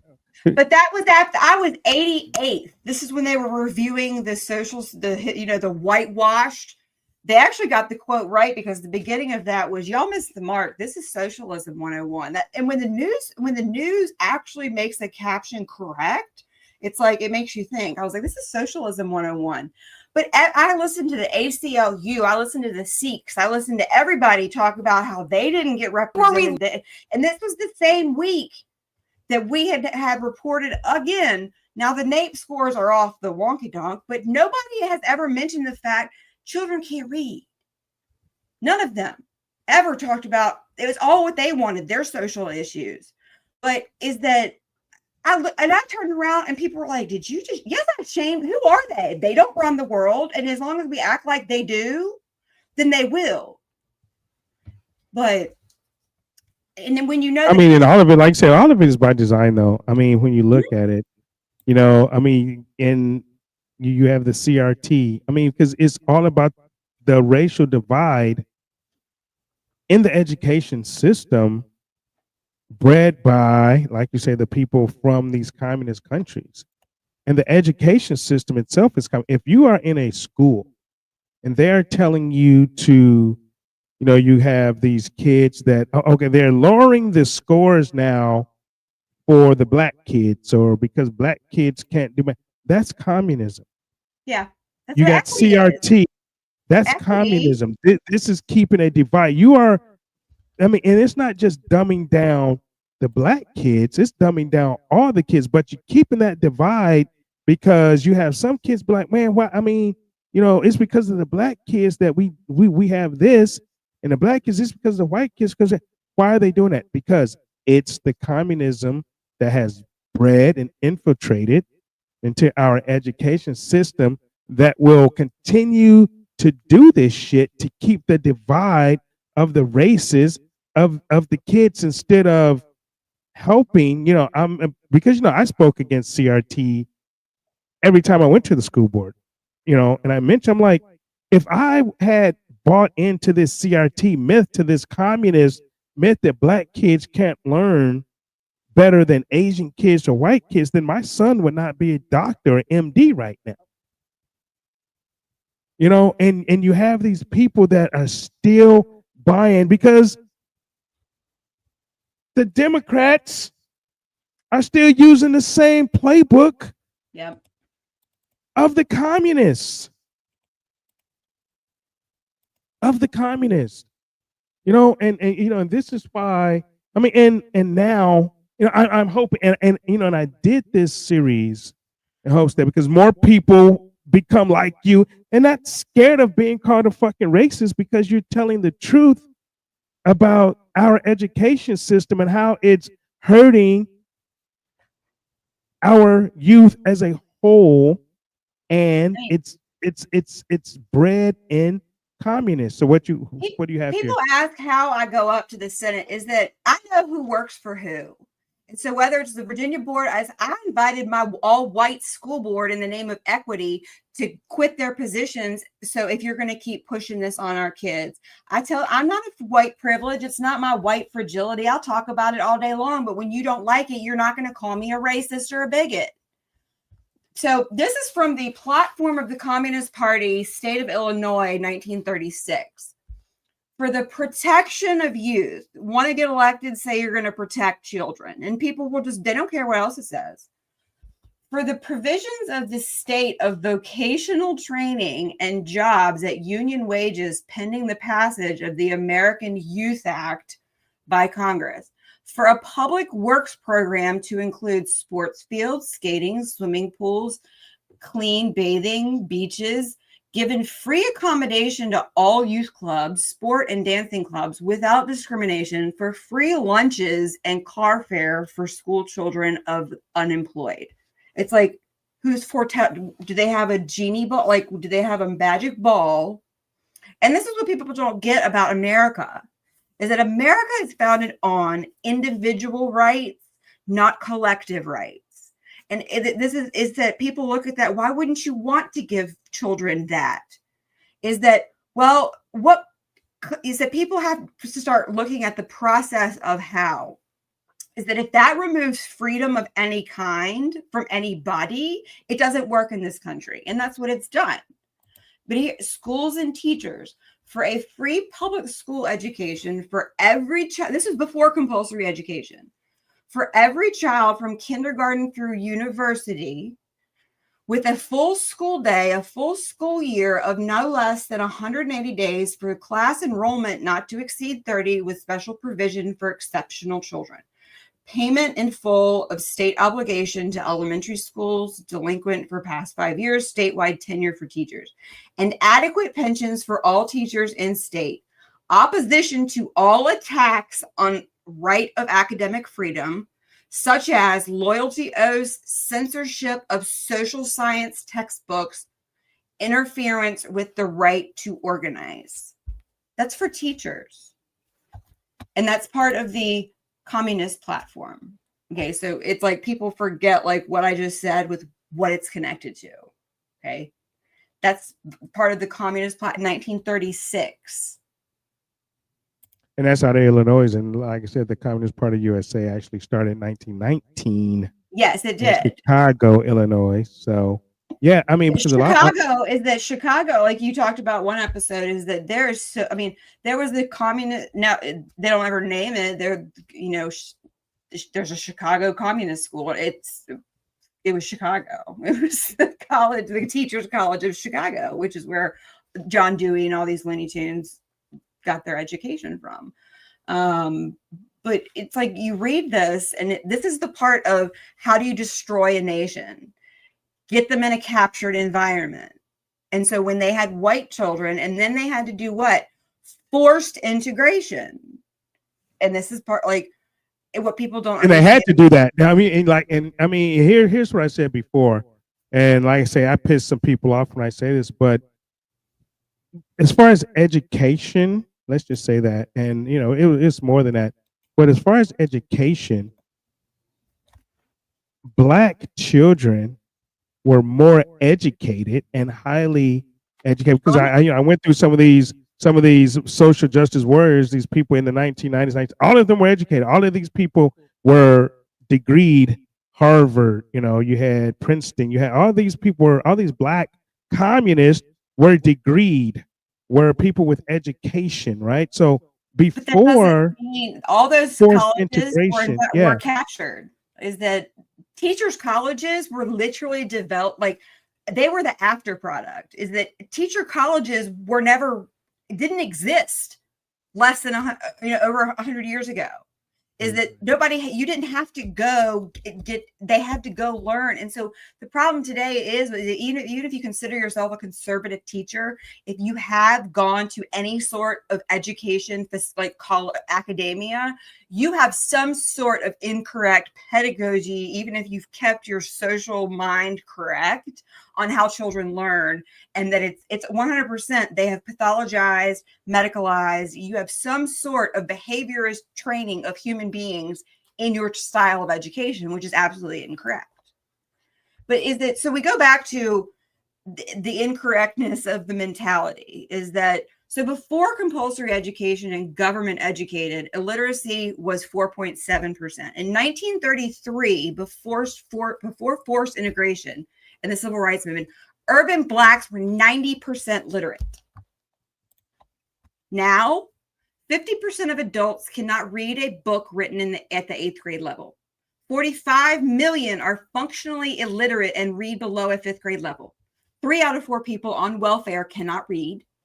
20% of Americans read below the level needed to earn a living wage. 50% of the unemployed between 16 and 21 cannot read well enough to be considered functionally literate. Between 46 and 51% of Americans have an income well below poverty level because of their ability to read. So when you look at before it's not that hard. You cannot draw any other line but a straight one. You can't, and then it is a business. There is no right to education. If this was a business, how long would you keep investing billion? Okay, every year it's like 3 billion in like 1980, and we're at like 100 and some billion from the federal government alone. How many newfangled ideas in your business would you be allowed? And your business continues to fail, kill people before they shutter the doors on your business and thought of we have to have a new plan. Like, it's really that simple. Listen to this. It's no secret that cities and states use 3rd and 4th grade math and reading scores to determine just how many jails and prisons that they will need in a certain area. But have you ever asked yourself just how they are able to determine and predict future incarcerations just from some test scores? Hold on, I'm finna tell you. They are using something that is known as the Matthew effect. What is the Matthew effect? The Matthew effect states that if your child does not learn certain key fundamental skills by the 3rd grade, then chances are they will never learn them, and the gaps that they have will continue to grow. According to statistics, illiteracy leads to higher crime rates, and higher crime rates leads to higher incarceration. So if they take those test scores within the area of the 3rd and 4th grade and they see that they are low in reading and low in math, well, then that tells the state, that tells the city that more prisons and more jails need to go up because these 3rd and 4th graders statistically will be illiterate. This You is know, one when of you the talk about that, I talk about. mean, I had to go find a black teacher, and this is what makes me so angry. Is I can't tell people that they are It's called forecasting prison matriculation. yeah. By 4th grade, nobody believed me. I had to go, and that's what makes me so angry. I had to go and I had to look on TikTok and find a black teacher to prove that point. I couldn't say it. Right. Yeah, I know, because you're racist. You're a big racist. You just don't like black people. I mean, but if you look at the correlation of what you brought out and what you said, you talk about straight lines, right? So let's draw this line. The line of the illiteracy rate from 1933 to now, through the black population, and then you draw another line of when prisons started to become privatized, where they began to profit on prisons. Our governor owns, if you go under VPAP, I got clean in River City Regional, and our governor owns, and nobody ever knows who owns these. Well, when our governor ran, he had to declare it on VPAP of Riverside Regional, is that over $250,000. You don't have to say how much, but so our governor owned. So you talk about that, and it's like, yeah, they own the prison systems. They design and they keep them illiterate. I mean, it is in black and white. It's not Jerome Bell or Ann Tatus saying this shit. It's right there. And we had a black teacher that verified it for us because, you know, I'm a coon and she's a racist. So we had another black teacher that verified this for us. And you know, like I said before, black people are more literate before the civil rights movement, before segregation, before desegregation, before forced integration of the schools. All of this was the communist plan using black people. But hey, their books are better than your books over here. Even though you're 90% literate, using your books over here, they have better books over there. So don't you want to go over there and become stupid using the good books? This is what they did. This was the game that they played on black people and white people. Oh, it's racist because the white people have the best schools, the black people have the shitty books. But guess what? We were smarter. We were educated. We went to college. We got degrees. We could read. We could write with these shitty books, right? But now, where are we? But if you read about like forced integration, is that the people that were outspoken, even Malcolm X, is that they said is that why are we're accepting, just like equity, right, is that blacks are unable, they're not smart enough, just like voter IDing, they're not smart enough to get on a bus and go to the DMV. It's racist to ask them to do that because they're not smart enough to do it. So there are plenty of people who were outspoken about they wanted, you know, segregation, but not forced integration. Right. Is that because now when you can see the communists and the Marxists speaking out because they're still talking about it, is because the problem is that if white people having a choice of moving and that whole district thing, that's why there's still no segregation or forced integration today, because because white people can still move wherever, have the freedom to move. So can black people to move wherever they want.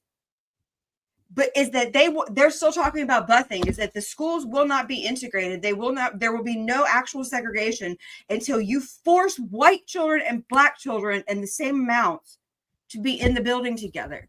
But is if you look up forced multiculturalism, and that's a good thing to look up for people, no nation that has attempted forced multiculturalism has ever succeeded.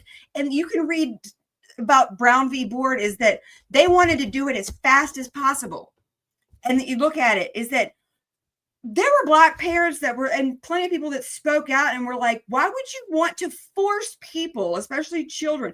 And then you look at how the whites reacted, as I'm not saying it's right, but it's like, if your brain has been set to a certain mode and you were raised a certain way, and then all of a sudden you have to switch that switch and you freak out a little bit, it's like, there were black, and then they sent their children into that. There were testimonies from black children what they had to put up with.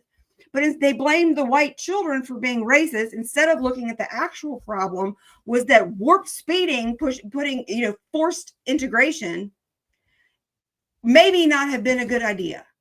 Well, that was and that was the communism of it all. Right. That was the force of the racial concept of the communism.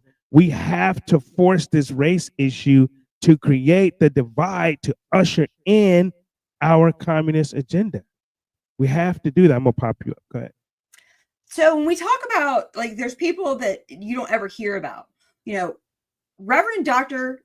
and there's so many Jacksons, Joseph H. Jackson, Reverend Joseph H. Jackson. He was the largest African American, like, if you know about like the National Baptist Convention, like this was like him and Martin Luther King. Like he did not believe that the time, effort, and money of the churches should go towards do anything but preaching the word of God and doing this in a godly manner. And so this is part of his speech from I forget what year it was, like 1961. We're talking about like tens of thousands of African Americans in a standing ovation. Is that he said, we cannot fall into the trap of extremists, black or white, who want to force us into a dual society based on race. Something I can't read. Against the Christian tenets of human dignity, brotherhood of men, and love of one's neighbor. We cannot feebly admit that the moral and spiritual fiber of this nation, which has brought us so far, is insufficient to embrace the principle of equal opportunity for all of our citizens. We must remain one people and continue to refine the process of justice and equal opportunity for all. For the alternative is less progress, more violence, less hope, more misery. We shall reach our destination either as one people or not at all. This is one of the people you don't hear about. And he also said, no hen has the right to cackle who hasn't laid an egg. Black power folk, many with no soap and no bathtubs, are cackling about their power. They need to do something first. Black power is organized hate, and it does not describe constructive and productive action on the part of American Negroes. Mm-hmm. And this is why I'm gonna jump in real quick, because you said that you never hear about this guy. And here's why you never hear about this guy, is because Taylor, who is Gardner Taylor, well, not only that, you talk about the National Baptist Convention, right? They had tensions in the NBC, and they came ahead, and you talk about this annual meeting. It was 1960 annual meeting when Gardner Taylor, who was a King family friend, ran against Jackson, that you spoke about, for the presidency. And this is because Jackson spoke out against the tactics used by the Freedom Riders, who were communists. Yes, they were. The white Freedom Riders were communists that went with the black people to make sure that they did it right, to make sure that they, that they rioted in the correct way, to make sure that there's nonviolence or whatever, right? So his counter to King's position on the importance of the direct action protest to the civil rights led to his re-election as the president, right? His action against the civil rights movement led to his re-election as the president of the NBC at the annual meeting in 1961. And you know what that did? That convention where Jackson supporter sustained injuries on the convention floor, who got murdered, right? That action led the NBC walkout led by Dr. Martin Luther King that resulted in the formation of the Communist Progressive National Baptist Convention. Yes. That's what happened. That's why you don't hear about this guy, because he was opposed to what Dr. Martin Luther King was doing, and Dr. Martin Luther King left the NBC and started the Progressive National Baptist Convention. Yeah.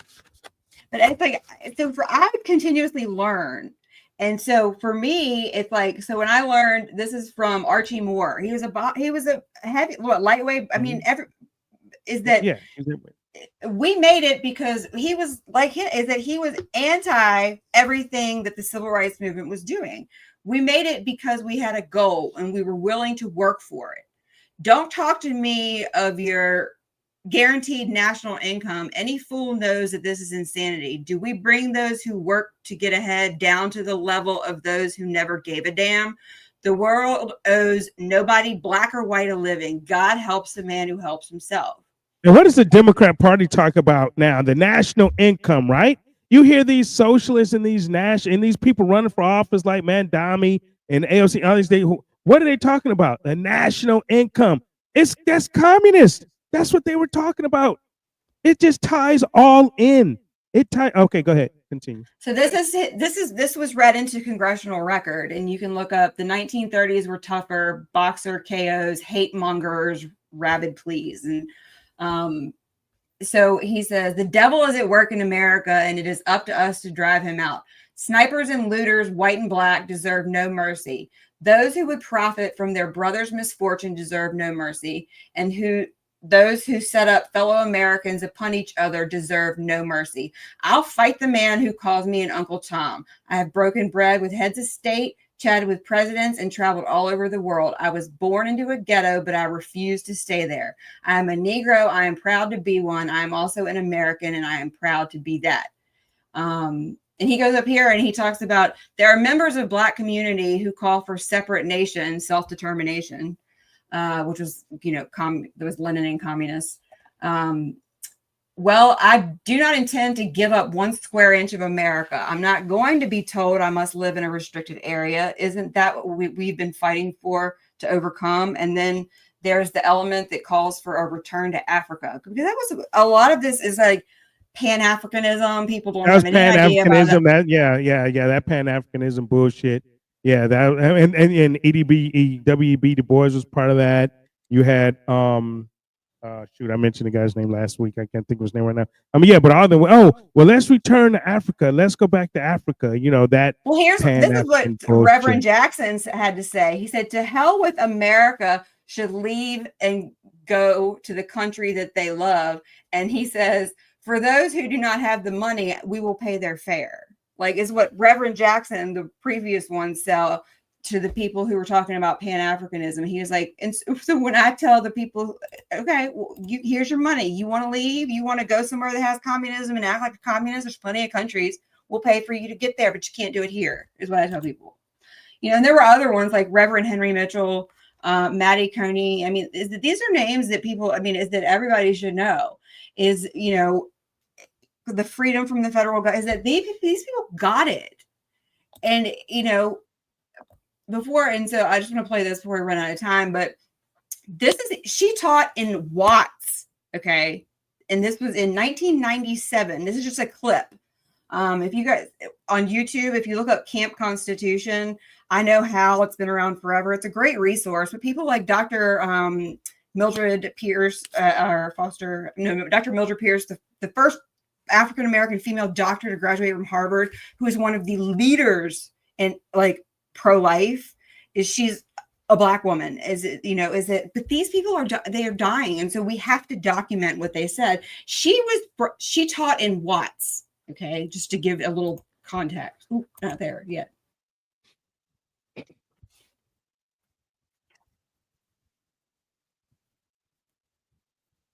Oh, do I have to play it or you do? I think you have to play it. It's not playing.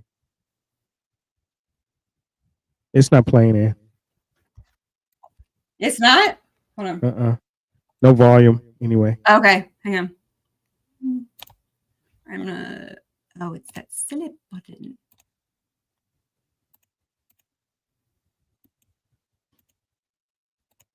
All right, try it now.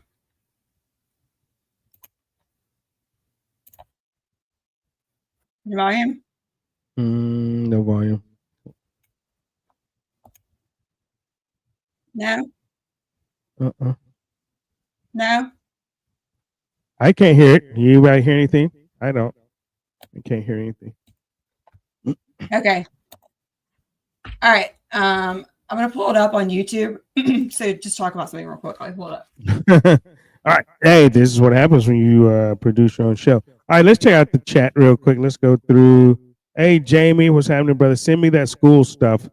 Hey, okay, I'll have Ann send it to me and I'll get it to you. Jackie over here blowing it up. Just look at how they got rid of the faces of the products that were created by Black entrepreneurs. Yeah, that's true. And I mean, you know what? It's so sad. You know what's sad, right? They were getting rid of the Uncle Cracker off a Cracker Barrel, and people pitched a bitch. But I wish more people would have pitched a bitch in the community about Uncle Ben's and Aunt Jemima and the Indian on the Land O'Lakes. I mean, because all of that was just part of getting rid of history. All of that is basically the communist stuff, right? So if you guys don't believe that the Democrat Party is communist, I hope that we pretty much said that. Like I said that Booker T. Washington wanted the trained into the vocational training, where leftists like Du Bois and Trotter, they bitterly assailed this philosophy. They didn't want Negro use. They wanted Negro use to avoid the skilled trades because they didn't want them being able to take care of themselves, right?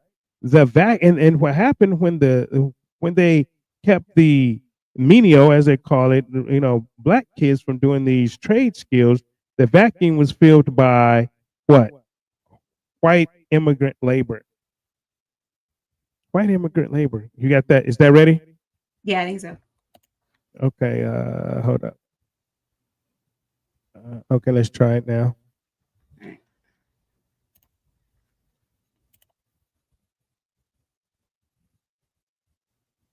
Agree?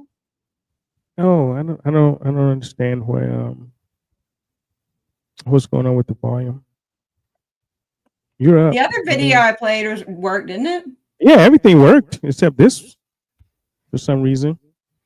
Press play. Let me see something. No. It's weird. I think it just cut us off or something. Maybe that's what happened. And remember, Dr. King was excommunicated from the basket. Yeah, right. He was excommunicated from the Baptist Church by J. Jackson after he went to the Progressive. Yeah.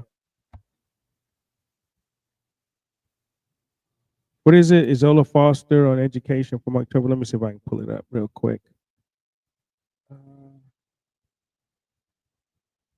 Before we bail up out of here, we got a couple of minutes left. Couple of minutes. Isola. She's from Watts, California, and what she says is on point. She talks about Ebonics. She talks about, am I a Negro now, or am I colored, or am I like? She talks about everything, and it's like so on point. Okay, let me pull it up. Hold on.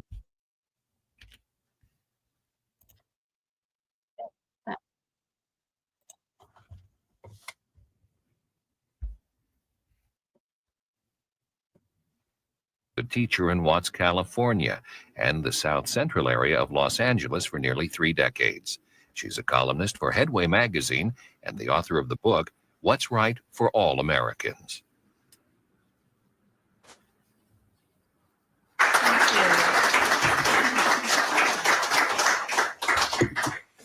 Thank you. It's always good to be among friends. I'm usually out. Okay, now how far do you want me to go into this? Because this one's like 49 minutes. You know where you want me to start at? And I turned it off so I didn't get echo. But if you just go okay, like 3 minutes, everybody else. I'll just go from the beginning for 3 minutes. Yeah, like the first 3 minutes, she hits home. Issues with those who do not believe. It's not that we're preaching to the choir, but we do have to get the message out to everyone. Actually, I've been teaching for 33 years, and during that time, I have seen some major changes in our public schools. Basically, what has happened is that our children are being educated today to become world citizens rather than American citizens. And that is very, very dangerous. When I first started teaching, the trend then was values clarification. Now, I have to tell you, my values were very clear. So I didn't quite understand why the schools were in the business of clarifying values. Well, I learned that really what it meant was that our children was to not have a value system at all. And this came about actually in the long before I came into teaching, with the introduction of psychology and psychiatry into our public school system. And I remember Thorndike, who said, and his theory rang true with the rest of those who have demonized our children, that man has no soul and only react to stimuli. And that is the way our children are being taught. And of course, they have no soul because their soul was taken out of their teaching in that 1962 act that took God out of our schools. Had nothing to do with separation of church and state. What it meant was to take away from our children a sense of direction, of guidance for their young lives. Now, I am very critical of the movements of the 60s. I blame them for much of the ills that's facing our country today. The Chicano movement has given our schools overcrowded classrooms, funding that is just taken over educational funding now with bilingual funds. As a matter of fact, that's what that Ebonics thing was all about, money. Bilingual funding is the biggest gold pot now of educational funding.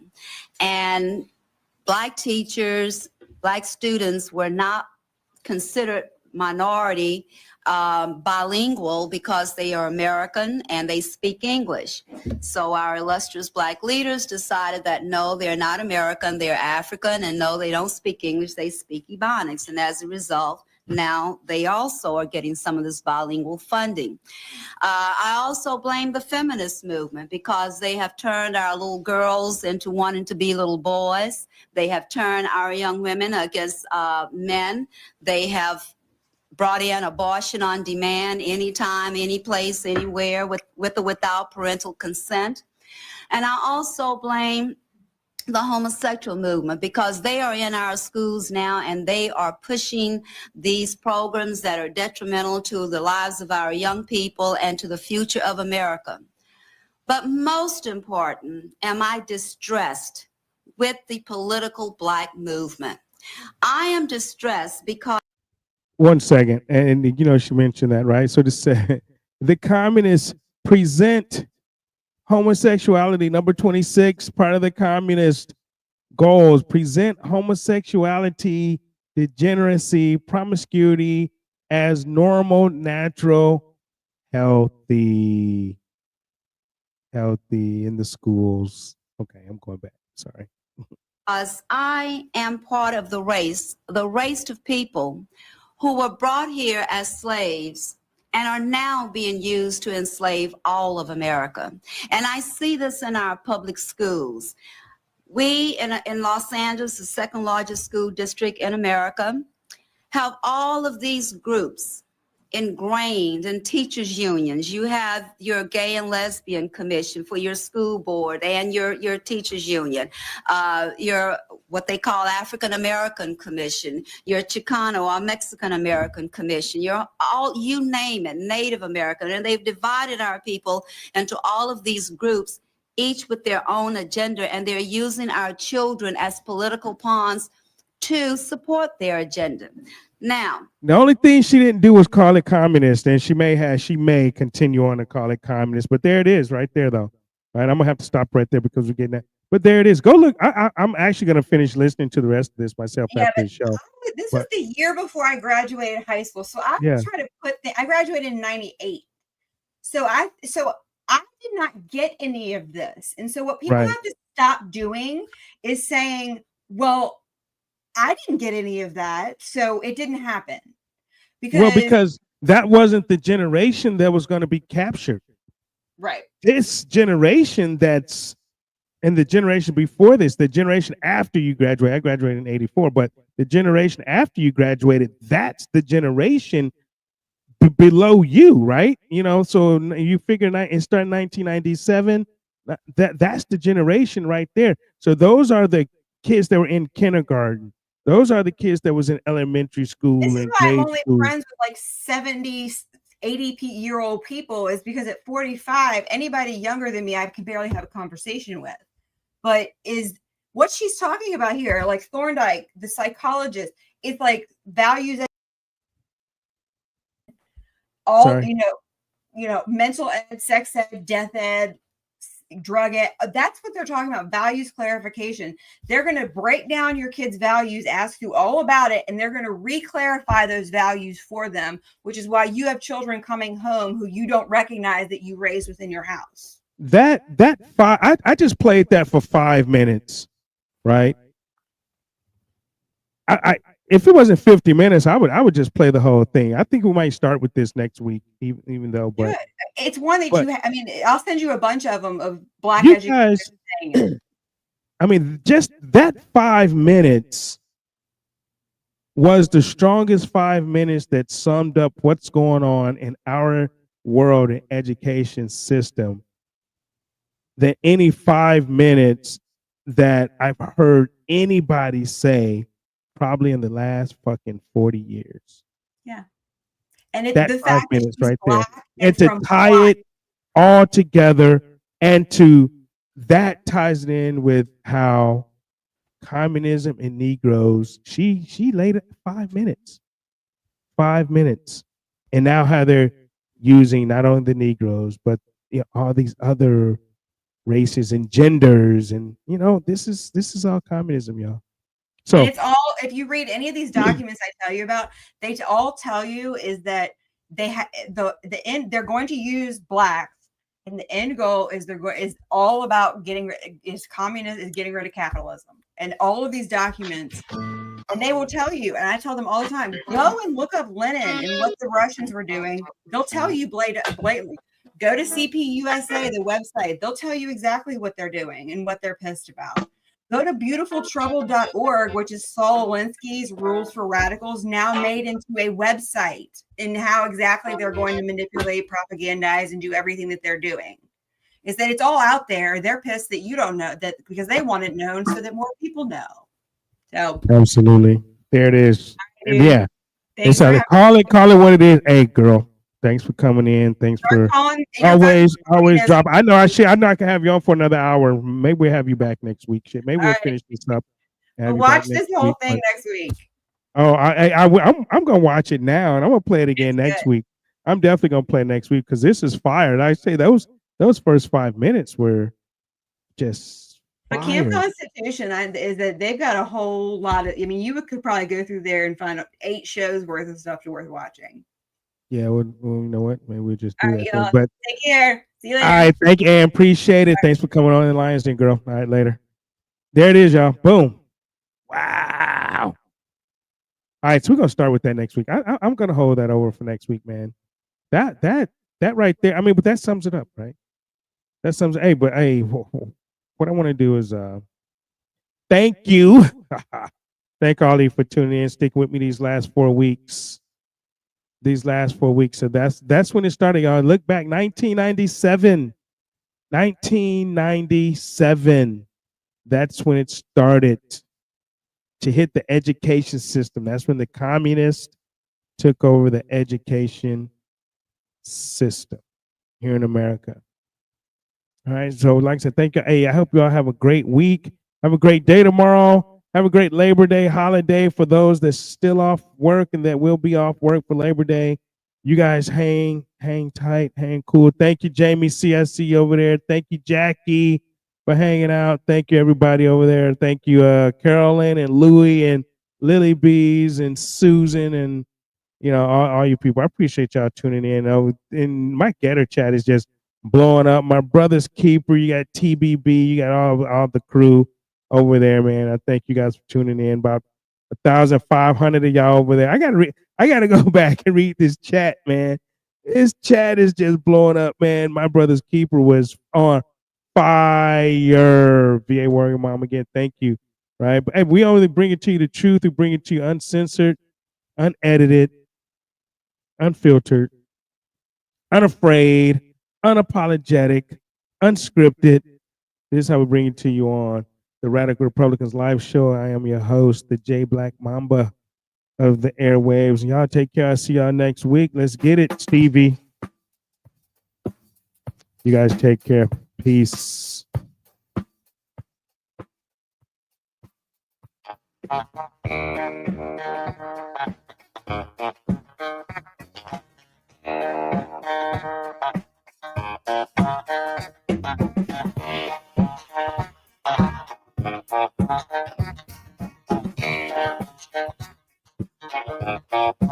Very superstitious, writings on the wall. Very superstitious, letters start to fall. 13-month-old baby, broke the looking glass. 7 years of bad, the things in your back. When you believe in things that you don't understand, it will suffer. It's just a way.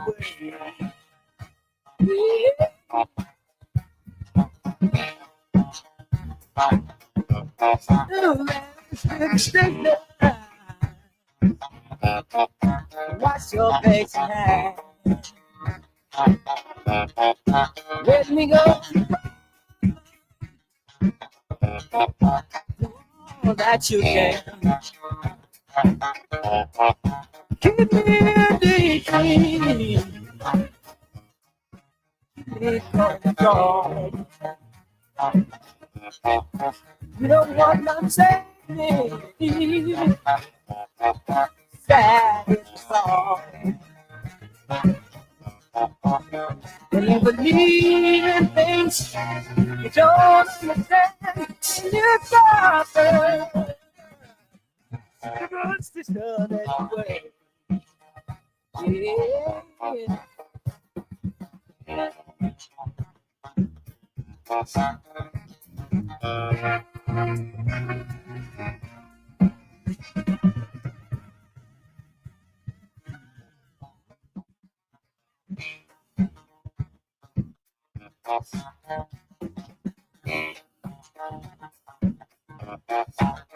Very superstitious, nothing more to say. Very superstitious, the devil's on his way.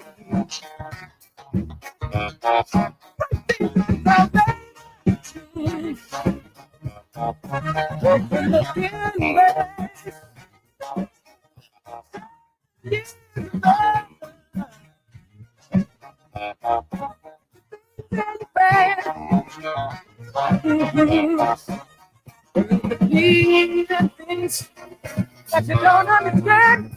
You